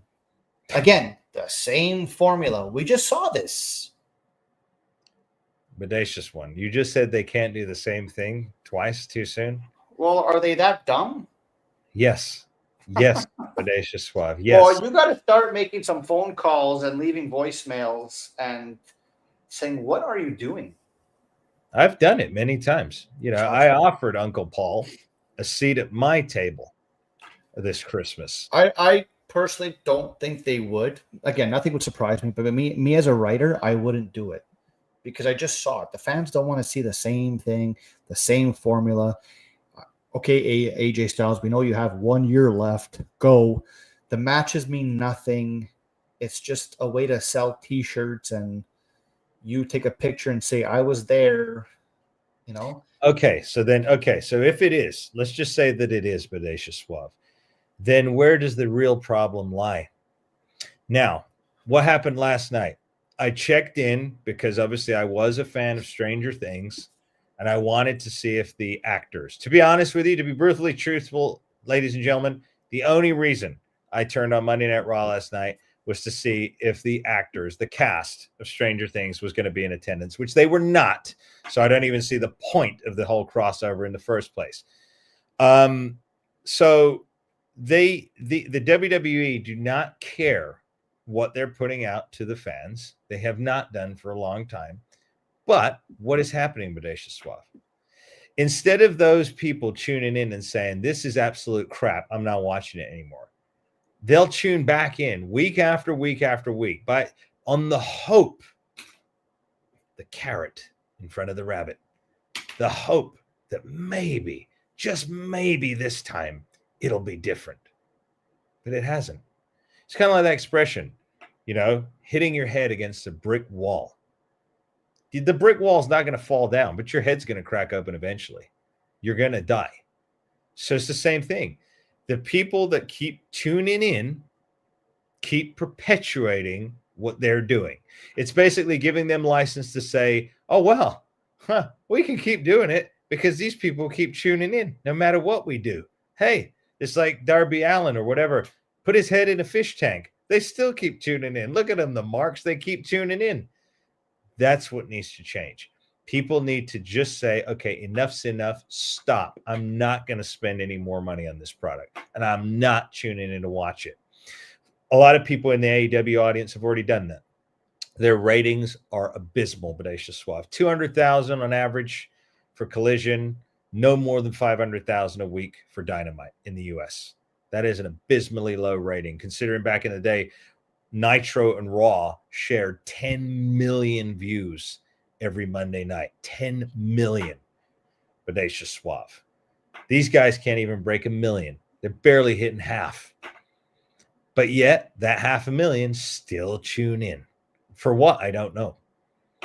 Curiosity, boredom. But again, what you got to understand, viewers, is every time you do that, you're giving them permission to continue with the bullshit. And that's why they do it, because you are allowing them, by tuning in, and they see that tune in, you're allowing them to continue to, as Vince would say, insult your intelligence. That's why the likes of myself and the base, that's why we tune out. We don't bother. We don't even click on it. What's the point? We already know what it's going to be. Until I hear of a revolution in wrestling, when everyone's talking about all the trailers, wow, wrestling's really changed. This new company, they got all these new characters. Then I'll tune back in. But for now, I will absolve myself. I will, what's the word they use there when you abstain? That's it. I will abstain from tuning in and giving them reason to keep making us look like fools. Do you ever wonder why Bruce Pritchard and Michael Hayes still work there? There's a couple of reasons I think they could. You ready? Let's go. First reason, they were involved in something strange, perhaps nefarious, and they have something over on somebody. And if they get cut loose, they'll reveal it. So they've basically blackballed themselves into a position for life, much like Mrs. Becky Lynch herself. Remember when she spilled the beans on WWE and nothing happened? She said there was a predator backstage who was blackmailing people who's still there to sleep with them. She basically belittled the company she works for, and guess what? She's still there because you know what? Because she's got dirt on them. So once she's got dirt on them, she's in for life. Okay, it's not because of her talent. So that's one hypothesis. And number two, they are very good friends with somebody who they, let's just say, potentially give a lot of joy to. How that, Bodacious One? Read between the lines when I say that.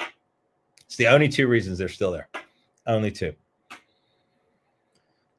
Yeah, it's good. No, I'm just wondering because I thought they were so pro Vince McMahon people, right? And it's like, well, wait, Vince is gone. Why are you two guys still here? I thought you guys were loyal. Yeah. To Vince McMahon. Well, Vince was still there after he supposedly left. That's been revealed now, official. I'm sure. Listen, Vince sends them text messages and they bring that up. I'm sure in the board meetings we should push this guy. And well, you know what? The way we can find out if that truly happens, all we got to do is watch WWE Unreal. They'll reveal everything to us. We can see it in the boardrooms. Did you hear Paul Heyman what he said about Unreal? That he didn't like it. Yeah, I agree with him. I totally agree with him. Yeah, I agree with him, but at the same time, that guy's a snake. You and I both know that. Yeah. Rollins too, I think, said he doesn't like it. Rollins doesn't like it. Mr. talks about people that he's never met. Mr. afraid of Vince Russo's truth. Yeah. We talked about that, did we not? I didn't believe we covered it, but yeah, students. Oh, we did. Well, we'll bring it up again because Mr. Becky Lynch. It's always a good day when you get to kick Mr. Becky Lynch a few times. So yeah, he came out and he started crying and whining because Vince Russo basically critiqued his work. I guess you can't critique anybody's work these days. because we live in a pacified society, a society filled with people who don't understand what discipline is, and they're afraid of anything that looks like it. So I believe that even though Mr. Becky Lynch is in his 40s now, so he probably would have grown up in a day and age where people were tougher. I'm surprised that he throws a temper tantrum and starts insulting Vince Russo when Vince Russo accomplished far more than Mr. Becky Lynch ever will. And I'll tell you why. Let me tell you why. Let me put an exclamation point in that, or the nail in that coffin. The reason he can is because Vince Russo helped create the Attitude Era. He helped basically run a company, bring in great talent. He helped boost, and he took control of WCW, and now he's taken the charge with JCW and turning the numbers around. Seth Rollins cannot say that. It took him how many years to get over Bodacious Suave? 10 to get away from that Shield crap? Yeah. Seriously, how long did it take Seth Rollins to get over? 10 years, like Roman Reigns. For 10 years, people didn't want him, and they kept cramming him down their throat because they didn't have anybody else. 10 years. So he's over only by force because there's no other option. Yeah, well, that's a Hunter call, eh? I honestly, I don't understand why Uncle Paul. You know what I think? I think Uncle Paul specifically went after guys that were zero threat to him. Because let's face it. Obviously. Let's face it. My Uncle Paul, 2002 version, the game himself, against modern day Mr. Becky Lynch. Mr. Becky Lynch looks like a carpenter next to him. He looks like another ham and egger that's just about to get pinned and rolled out. That's it. Thank you for your service, guy. That's all he looks like. So he knew. So Uncle Paul probably picked this guy just because of that reason. Speaking of Uncle Paul. Yeah. Does he have any great matches? Oh, yeah. Uncle Paul does. I got nothing bad to say about Uncle Paul as a performer. Nothing bad at all. Nothing really? Bad. Nothing bad. Absolutely not. Uncle Paul was crisp in the ring from the moment he came in, before he ditched our family lineage, right? Our ancestry. He was. Okay, he was. Put the sledgehammer away, because to me that doesn't count. No, I'm not talking about the sledgehammer. I'm talking about his in-ring work. Not only could Uncle Paul execute moves perfectly, not only could he tell a story, he really, gave that audience everything that he had every time he walked out. He didn't look like a joke. He didn't look like he was a cosplayer. He is a legend, Uncle Paul. For real, legit. I'm just asking a question. I'm a fan. Yeah, right? Legit. He was a character and everything else. Character of the day. Yes, that's true. I'm just reading some of the comments here. Yep. Exactly. You're right. I see one of our fans saying here he's in the spot because he was the best thing to happen to WWE. Well, again, I don't know about that. I mean, he was one of the best things, not the best thing, one of the best. But yeah, and that's why he's in the spot he is. And I said it before, and I'll continue to say it. Bodacious Suave, who are the top 3 superstars in wrestling today? Please name them. 1, 2, 3. Shawn Michaels, Triple H, and The Undertaker. Close. Do you want to go? I'll let you know. Oh, current? Current right now. Who are the most popular people in pro wrestling? Oh, well, that's all opinion. So I don't know. Cody Rhodes, Braun Breaker, CM Punk. I'm going to give it to you. Uncle Paul, Triple H, Vince McMahon, believe it or not, and Vince Russo. And I'll tell you why. Because these 3, even though they're not in the ring, have created the most amount of stories, of moments, of controversy, and everything that these 3 have done in the last 20 years or 25 years, still head and shoulders above any of these wrestlers right now. They are the 3 biggest stars in pro wrestling today, period. And they're not even wrestlers. Well, Vince is, Vince McMahon, and obviously Hunter is, but he's retired now. But nonetheless, these are the 3 biggest stars in wrestling. They cast a massive shadow over all the wrestlers. And the problem is these wrestlers need to literally get off their ass, figure out who in the hell they are, grow up, Stop playing video games and stop make believing and cosplaying. Become a role model and get to work. Only then will we see superstars like the past. These guys are too pacified, Bodacious Suave. They are overgrown children for the most part. Wouldn't you agree? Yeah. I got another question. Do you know who R-Truth is? Yes, I do. The man who was fired and then brought back for no apparent reason. Yeah. I know. What have they done with him since they brought him back? Absolutely nothing. I think I saw a clip of him yesterday on Unreal, and I was like, oh, she's still there? But I don't know if you, again, it's all BS. But when they fired him and brought him back, Triple H came out to the media and said, oh, no, this was all part of the plan and all part of the storyline. Okay, but you're doing nothing with him now. That was the dumbest thing. And that was months ago, I believe. Yeah. That was months ago. And again, R-Truth's not exactly a big-time player. He's not a prime-time player. So, no, yeah. I think what it is he was such a good personality backstage and just someone you want to have around, you know. Sometimes those mean a lot. I get it. You know, I played sports all my life, a good character guy, a good team player. But I'm surprised WWE actually put up with that because he's not necessarily generating revenue or being used on screen. But there's the thing. We talk about business and friendship, business and personal. Okay. The end of the day, he could be the nicest guy on the block. You remember that promo, the British Bulldog cut? No. Nice guys finish last. I'm not a nice guy. You don't remember the Bulldog promo? I think you remember it verbatim with James E. Cornette. No, I don't. I don't remember that. You don't remember when he turned heel? Well, wait, was he with Owen at the time yet? Or no, this was before Owen. On TV, or did this happen at one of your UK shows? On TV. He said he came out, and Jim Cornette said, this is a new British Bulldog whose bite is a whole lot worse than his bark. He goes, I'm tired of staying last, signing all the autographs for your kids, and I get nothing. I never get a title shot. I never get nothing, right? And then all of a sudden, now he's propelled into world title picture at the end of 1995. Now, I'm not saying be evil to little kids. That's not what I'm advocating at all. But coming back to R-Truth. Okay, so now you've got a guy who does not draw any money. Okay, he's a nice guy, sure. But at the end of the day, you bring him back as if he's a big deal, as if he's a main event. You give him this big contract. You give him this big moment. For what? He's not Hulk Hogan. He's not on even Mr. Perfect, the Intercontinental level. He's not even there.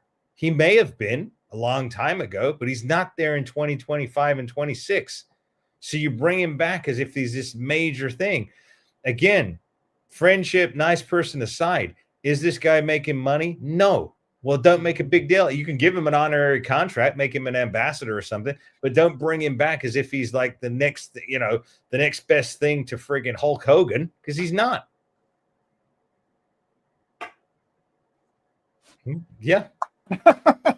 No, you're totally right. You're dead on. You know, I'm sure. Listen, R-Truth probably signed that contract. I get it. At his age, you know, he's in his 50s. I'm sure he's got some dough in the bank. But you have to remember too, wrestlers, once you're retired, you have nothing. Yep. There's no more income. There's no pension. There's nothing. Nope, that's true. Maybe he doesn't want to go and do conventions. Doesn't want to take indie booking. So he's like, hell, I'll take this $200,000 to just tell jokes in the locker room and whatever. I don't know. Yeah, I mean, heck, they had what was his name? If I cast my mind back, what is not Eugene? What the heck was that guy's name? Hold on, Bodacious Suave. Do not help me. Yeah, I got something to say to Matt Bannister here. Bret Hart's kids do a promotion in Calgary called Dungeon Wrestling. It's funny enough. Me and Jason Sensation are flying out tomorrow to go and catch it on Friday evening. Yeah. So they have some stuff on YouTube. Just type in Dungeon Wrestling and they put on good matches, and Bret Hart is in charge of all the craft, like laying out the matches. So you know it's going to be a quality product. Jameson. Okay. The Bushwhackers, Jameson. Yeah. God, you're going back in time. Just by the way, you're British Bulldog, 1995. Do you have any idea how old I was in 1995? It doesn't matter. I was a little kid too. but I watched You're like 20 years older than me. I'm not 20 years older than you, Bodacious Suave. We are the same age, ladies and gentlemen. Goodness, I'm younger than you. I'm better looking than you. I'm bigger than you. Slightly younger, Bodacious Suave. But with age comes wisdom. After all, Bodacious one, nonetheless. But yeah, I mean, Jameson. So he could be like a Jameson, sure. R-Truth. Yeah, just stick him in the locker room like a little bit of a, a comedy relief. Again, you don't bring him back and make sure he's his major deal because he's not. This is the whole point. There's a disconnect with the stuff they do. There's a disconnect. When it's meant to be big, it looks small. When it's small, it looks big. That's the kind of, they're back to front. They're the upside down. They are Stranger Things. That's what WWE is. Yeah. So, you think any of these guys relate to reality, or are they so out of touch? Well, the brass of WWE are totally out of touch. Look at the ticket prices. I mean, they're making people go bankrupt. You bought your tickets, you told me, for WrestleMania. How much did you spend again? First of all, Bodacious Suave, I don't want to be anywhere near that building. I will be in Vegas during WrestleMania week. I will be competing myself in another wrestling promotion. But trust me, I'm not going to. Maltz 92 has your back in here. Look at that. You made a friend. He does have my back. Thank you, Maltz 92. Indeed. Thank you, sir. This guy understands. But no, I will not be at WrestleMania, especially after following last year's WrestleMania with the travesty that was Travis Scott. A complete joke. I believe he's a rapper. Is he not? Some nonsense like that. Well, they cut him. He's done. I'm not surprised. They shouldn't have brought him into the first place. They ruined. But they had big plans for him. They want to do like a 3-on-3 tag match, I heard. CM Punk, The Rock, Cody Rhodes. Yeah, they were going to do a 3-on-3, but apparently, I guess when he was taking like crash courses, he's like, "Oh my God, this really hurts," and just ran off like a little girl and didn't return calls, didn't show up. So I guess they got the point. Well, he's a rapper. Why the heck does he even need to be there? He's got money already. WWE is looking to make more money. See, that's what I mean. See, they've insulted the true wrestling fan. The true wrestling fan that is watching this right now. You know who you are, students of the game, our game of professional wrestling, that is.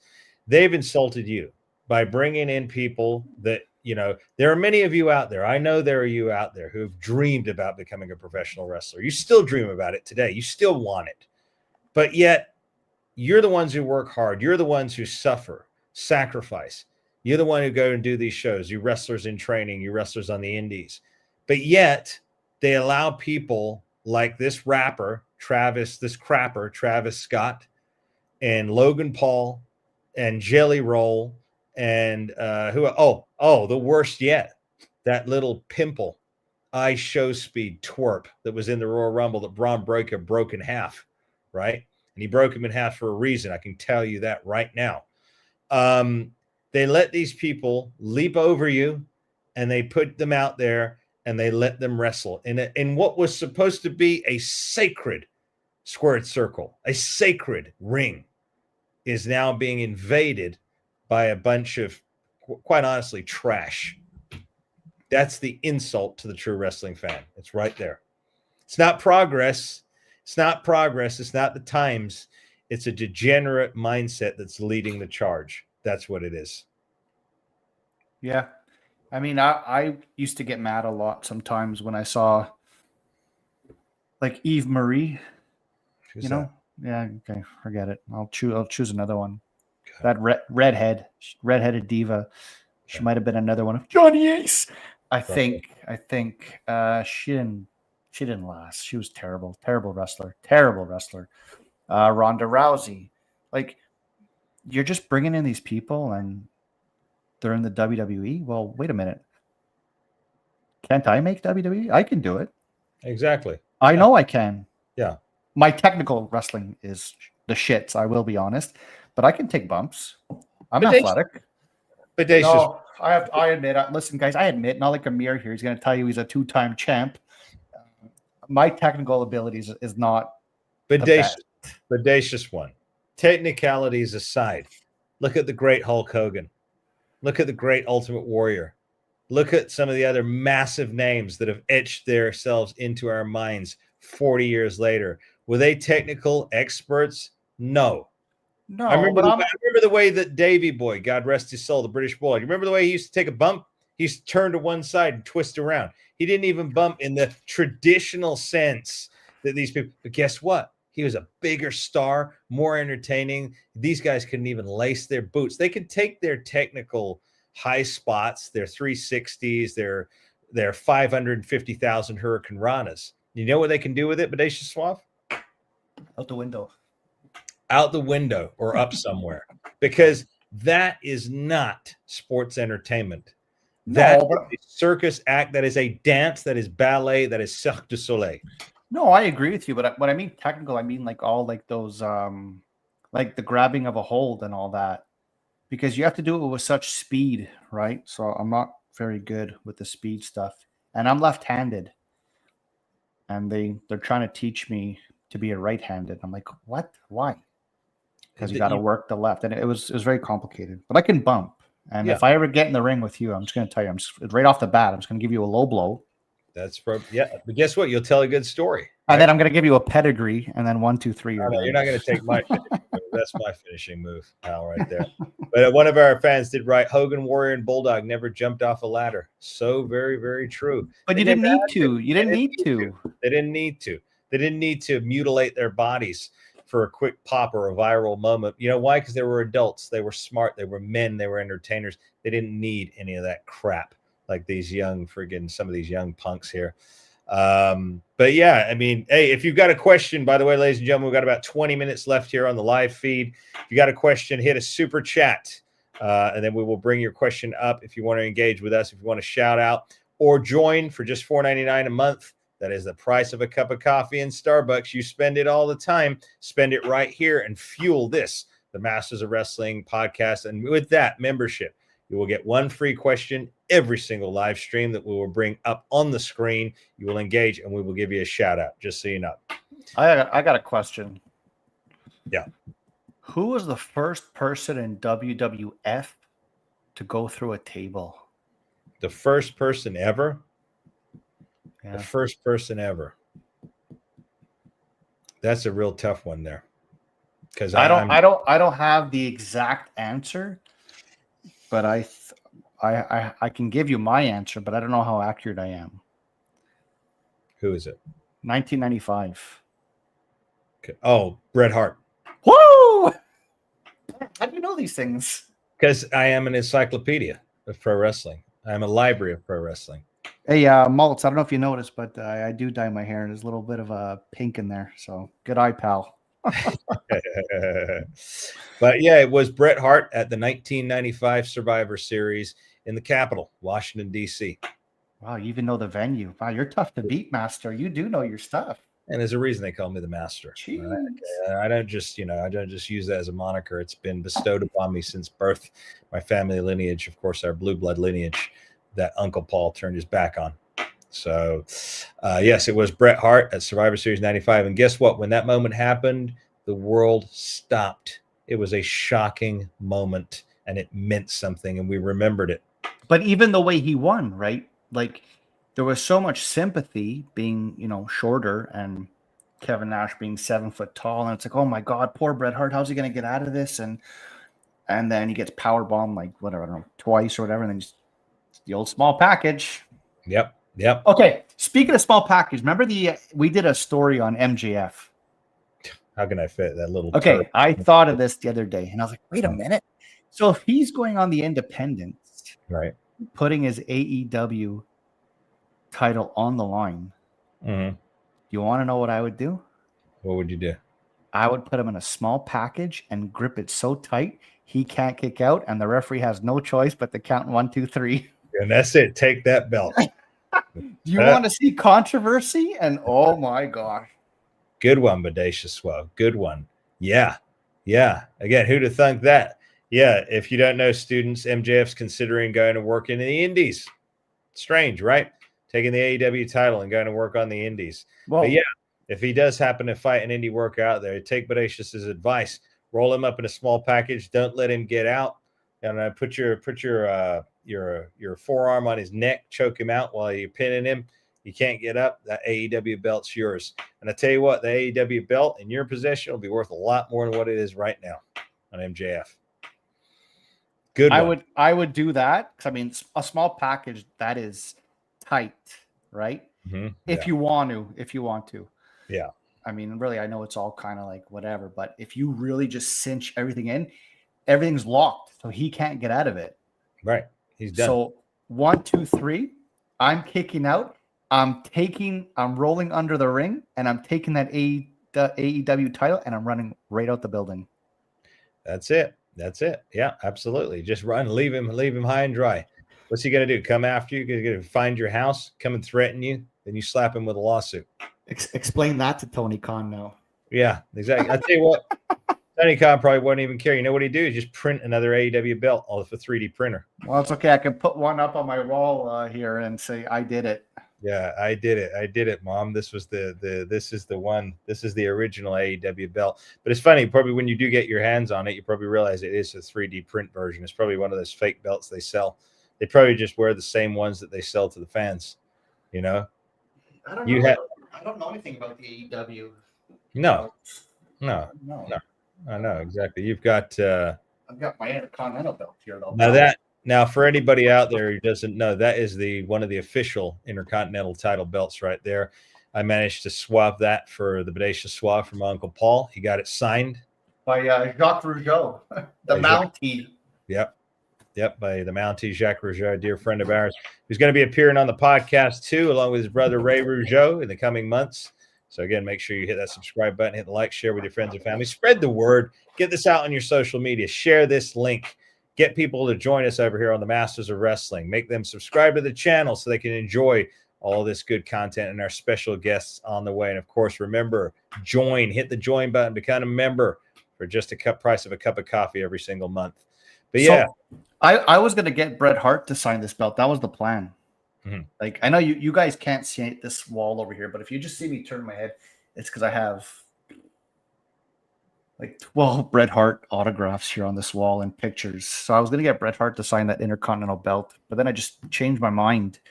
And I know Jacques Rougeau, so I just said, "Oh, you know what? He won the Intercontinental belt, and he beat Bret Hart for it." So I was like, "Let me get Jacques to sign it. At least it'll, look a little bit different than just being a plain belt." So that's the story with that. But yeah, Jacques' great guy. I just spoke to him on New Year's, and funny guy, great guy. You got some great guys, some great legends. Like I said, we talk to them on a regular basis, and it really goes to show, a lot of these guys in the past, again, the word grown up comes to my mind, Bodacious Suave, grown up. They were true grown ups, true gentlemen. The golden era and the attitude era had a bad rap for people that got in trouble with recreational drugs and stuff.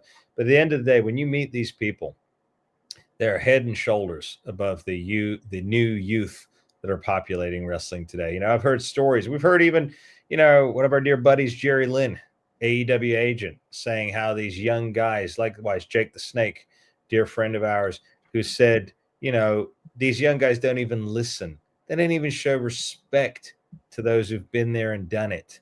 That's how asinine they are. Like, I can't imagine, whenever I've got in the presence of a legend, I have asked them. I have listened to them. I pay attention to what they say. I don't care what the modern product is putting out because these guys did it first. And they're the ones that spearheaded it into the international stratosphere. These new guys they're just riding the coattails of what was already done. They didn't put in the hard work. Guys like our dear friend who's going to be on Thursday, Luke the Bushwhacker, like him, like the Mountie Jacques Rougeau, like the Rougeaus, like Bret the Hitman Hart. These are the guys that worked their ass off and listened to those before them. And they're not making, they didn't make a mockery of the previous business. These new young guys, they're making a mockery of it. A lot of them, Bodacious One. I know it's different times, right? But I'm glad I don't relate to it or interested in it. Yeah, exactly. So I can't believe there's another one in the world, Evil Fluffy Bunny, his favorite wrestler. Well, that's my favorite wrestler right there. Well, I know there's two clowns in the world now. Two smart individuals who understand the power of entertainment in wrestling. So that's what it's all about, Bodacious Suave. What else have we got? I think SmackDown went to 3 hours. I don't know. Did we have the ratings? I tried to find it. No, it wasn't released yet. That's it. So we don't have the release. I'd be interested to see how the 3 hours did. Do you think, ladies and gentlemen, they dropped under 1 million views? I hope they do. I really hope they do. I'm going to say they probably were in the 800s. That's my guess. 3 hour show, 800,000, maybe even the high 700s. Here, I got a question fast since we're running out of time here. Yeah.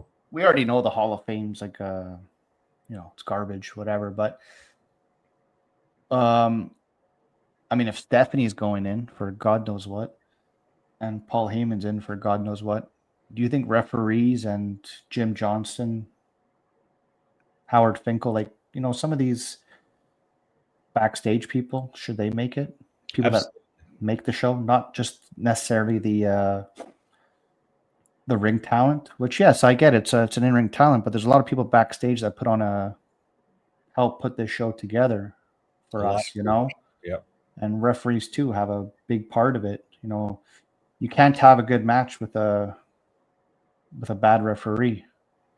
Like our dear friend Mike Chioda and Jimmy Corderas, both of them, two great guys who tell the story. Like Earl Hebner, you've got to, and even like, again, our future guest here, Sean Mooney. You cannot deny these guys. People that are going into that Hall of Fame, celebrities and stuff that came in for one night pop is absolutely the most atrocious, insulting thing I've ever heard of. Or people like Michelle McCool going in first over people like Sean Mooney or first over people like Paul Roma. That is a crime. That is ridiculous. Okay. They did not contribute to the level of what those who went in first. Is the Bulldog in there? Did they even put the British Bulldog? They put the tag team in. They didn't. Did they put Demolition in? Oh, wait, hang on. Well, I know Bulldog is in, but I don't know if they put them as the British Bulldogs together. Okay. Demolition's not in. The Rougeos are not in. Wow. The Nasty Boys are not in. Rick Bartel's not in. The Rockers, Marty Jannetty. Well, we don't need Shawn Michaels in there anymore. But no, the Marty Jannetty doesn't. And why would Shawn promote Marty Jannetty? It's all about me. Yeah, his former friend, and that's what it is. He's not going to willing to help his former friend. And the truth is that from the people that I talk to, a lot of people say Jannetty was their better wrestler than Michaels. I think Michaels, obviously, 10 on 10 for charisma, 100%, great wrestler, 100%. But I think at the time, Jannetty was maybe the better one. But I don't know if he just couldn't keep his head on straight, perhaps. Yeah. And Shawn Michaels, we all know what he did with Vince McMahon. That's when the whole I'll be your boy toy or whatever. I don't know. Yep. According to our dear friend Bret the Hitman Hart. And, there's a lot of credence to what he said there. A lot of it makes sense. Mr. I could do anything and not get any punishment for it in the 90s. Amir, so please do me a favor. Go watch Raw from 1997. Okay, which one? Start anyone, just start. But go watch that one of, I think it was July 12th. Okay. But because now I'm doing that. And you know what? I was 9 years old at the time, so I didn't really know. But now that I'm 38 and you watch it, you're like, what the hell? Like, this has nothing to do with wrestling. Mm-hmm. This guy is a complete asshole. Mm-hmm. And how is he getting away with this stuff? Yeah. Like, if you have access to it now, it's the Raw Vault. Go to Raw 1997. Okay. And it's like, are you kidding me? Yeah, I'll check it out. I'll check it out for sure because, again, I've been perusing some of the old Vault stuff, and I will say, it's refreshing to see some of that old stuff again. It's been years since I've seen some of that stuff, but again, I challenge anybody with Netflix account, go and watch something from the Raw Vault from 1997. Literally watch an entire episode of Monday Night Raw from 97. Heck, go back to 96 and then watch the monstrosity that debuted last night on Netflix of Raw in January 5th, 2026. And compare the two and give us your notes. Of course, accompany them with a super chat in the comments of this video, and we will address them on a future episode. And again, make sure you hit that subscribe button if you're new to the channel. We greatly appreciate it. Join if you haven't already become a member for just $4.99 a month. That's the price of a cup of coffee. It's all it costs. You will help fuel our passionate journey to help turn a curve in the world of professional wrestling, and we will include you on our live stream. We will let you answer a question live. We'll bring you on the screen, and we'll give you a shout out. With that being said, if there are any more questions, we got about 5 minutes left before we go dark here. So if you do have a question, if you do have a super chat, we greatly appreciate them. Send them in now, and we will answer them live on the air. So what do we got to look forward to then, Bodacious Suave? Is there absolutely anything to look forward to in the next coming weeks with WWE programming? Or I don't know about you, but I got a lot to look forward to. I'm out of here, pal. I'm off to Calgary tomorrow. So best there is, best there was, best there will be. Yep. And then it all goes downhill from there when I get back. That's when I begin my chemo treatments. So that's right. That's right. So, ladies and gentlemen, make sure you send a prayer for our dear brother, Bodacious Suave Matthew Jacobs. He is battling cancer. He goes into chemo treatment next week.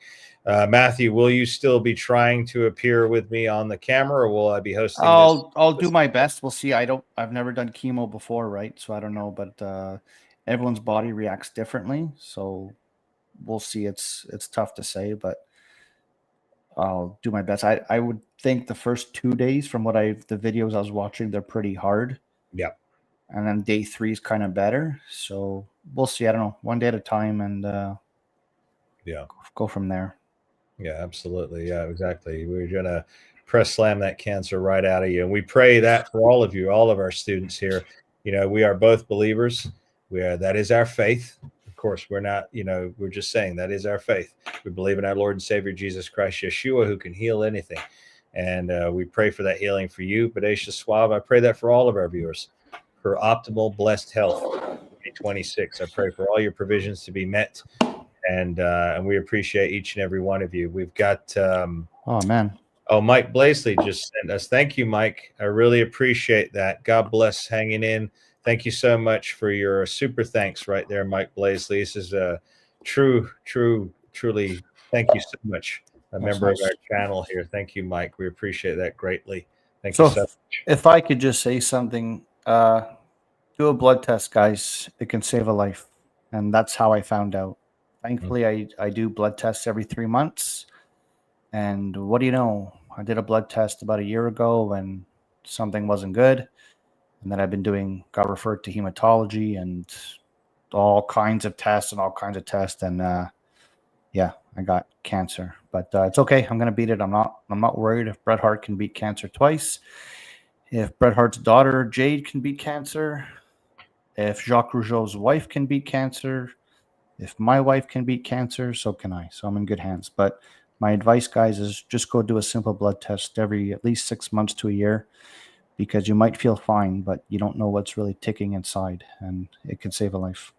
Yeah, absolutely. And, we want to, like I said, we want you all to be optimal. We want you all to be happy, healthy, provided for, and we want to keep your spirits up here. Like I said, in a world of not all bland wrestling, but shenanigans, some bland wrestling, we hope that we at least put some smiles on your faces. And of course, give you some food for thought.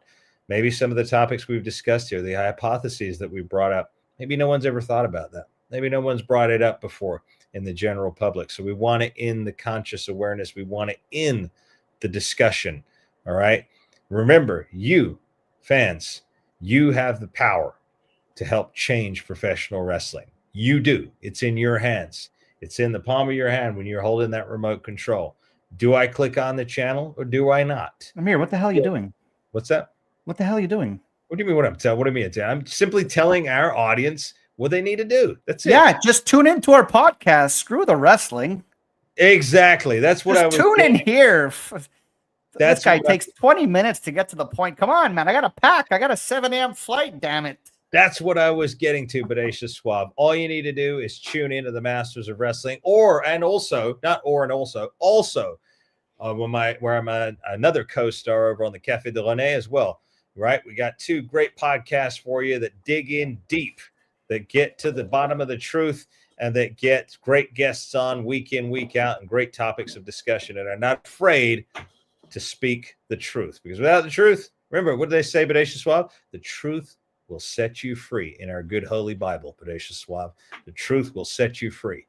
So what about that protein bar you stole at the gym there when you were down here? I didn't steal a protein bar, he is making that up, ladies and gentlemen. Please do not listen to him. He is obviously something else is in that drink he's drinking right now. Okay, lemonade with a little bit of a twist in it, I think. Bodacious one. But guys, thanks for tuning in. I appreciate your support, and I really mean it. The fact you guys watch this and super chats and comment, I'll always say it. Bret Hart said, hold on to your fans as long as you can, because they'll take you as far as you can go. And I follow that message too. And as long as you guys are here, makes me happy, and I'll do the best to entertain you guys with the truth, obviously. Yeah, exactly. And likewise, I reflect his sentiment, his statement there. We're here for all of you, and we look forward to seeing you again. I will be back Thursday with Luke, the Bushwhacker, one half of the Bushwhackers, WWE Hall of Famer, and we may get a special visit from Bodacious Suave and Jason Sensation at some point this week for a little short. We'll see. Yeah, maybe it won't be live, but call us and we'll do a quick thing, and then you can just post it if you want. Yeah, absolutely. We'll do that. All right. We'll throw eggs at the Bret Hart old mansion, and you can film that. Yeah, there you go. I'll film you guys getting arrested at the same time. Yeah. Can you believe somebody stole the brass that said Hart House on it? That's bad. Somebody stole it back in June. Damn, the audacity, man. These people. Yeah. It wasn't you, was it?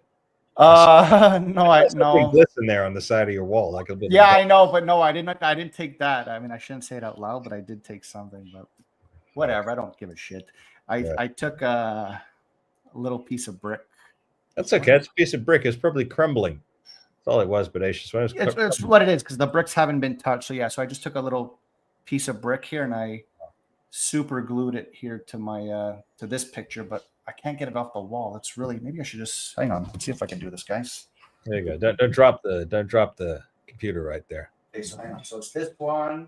And do you see the rocks? Lower it down. We can't see it. You got to show low. Oh yeah, I see the rocks now. Yep. So there's the brick and the mortar. So I took a lot. I mean, it was just laying on the floor. I didn't really scratch it off. It was just there. And then, I got all kinds of Bret Hart memorabilia right there. The man is a legend. He is the best there is, the best was, the best there ever will be. Yeah. So, all right. On that note, if you haven't already subscribed, make sure you hit that subscribe button. Make sure you share this with your friends and family. Get the word out about the Masters of Wrestling. Get people over it. Go back and watch our previous videos. Make sure you're back here on Thursday, 3 p.m. Pacific Standard Time, 6 p.m. Eastern Standard Time with your questions, your super chats loaded up. Luke the Bushwhacker will be here. He has stories beyond stories. Okay. This man has been in the wrestling business for, I think, 60, almost 70. How many years? 60 years?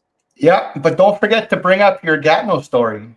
Make sure you talk about that. Yes, I will bring that up when I accompanied him to the ring last year in front of 3,500 people in Gatineau, Canada. Yeah, I will bring that up. So that was a tremendous event. This year is going to be a lot different, Bodacious Suave. I'm going to be cleaning house in that battle royal this year. Oh, here we go. Okay. Good night, everybody. Here we go. Good night, everybody. We will be back.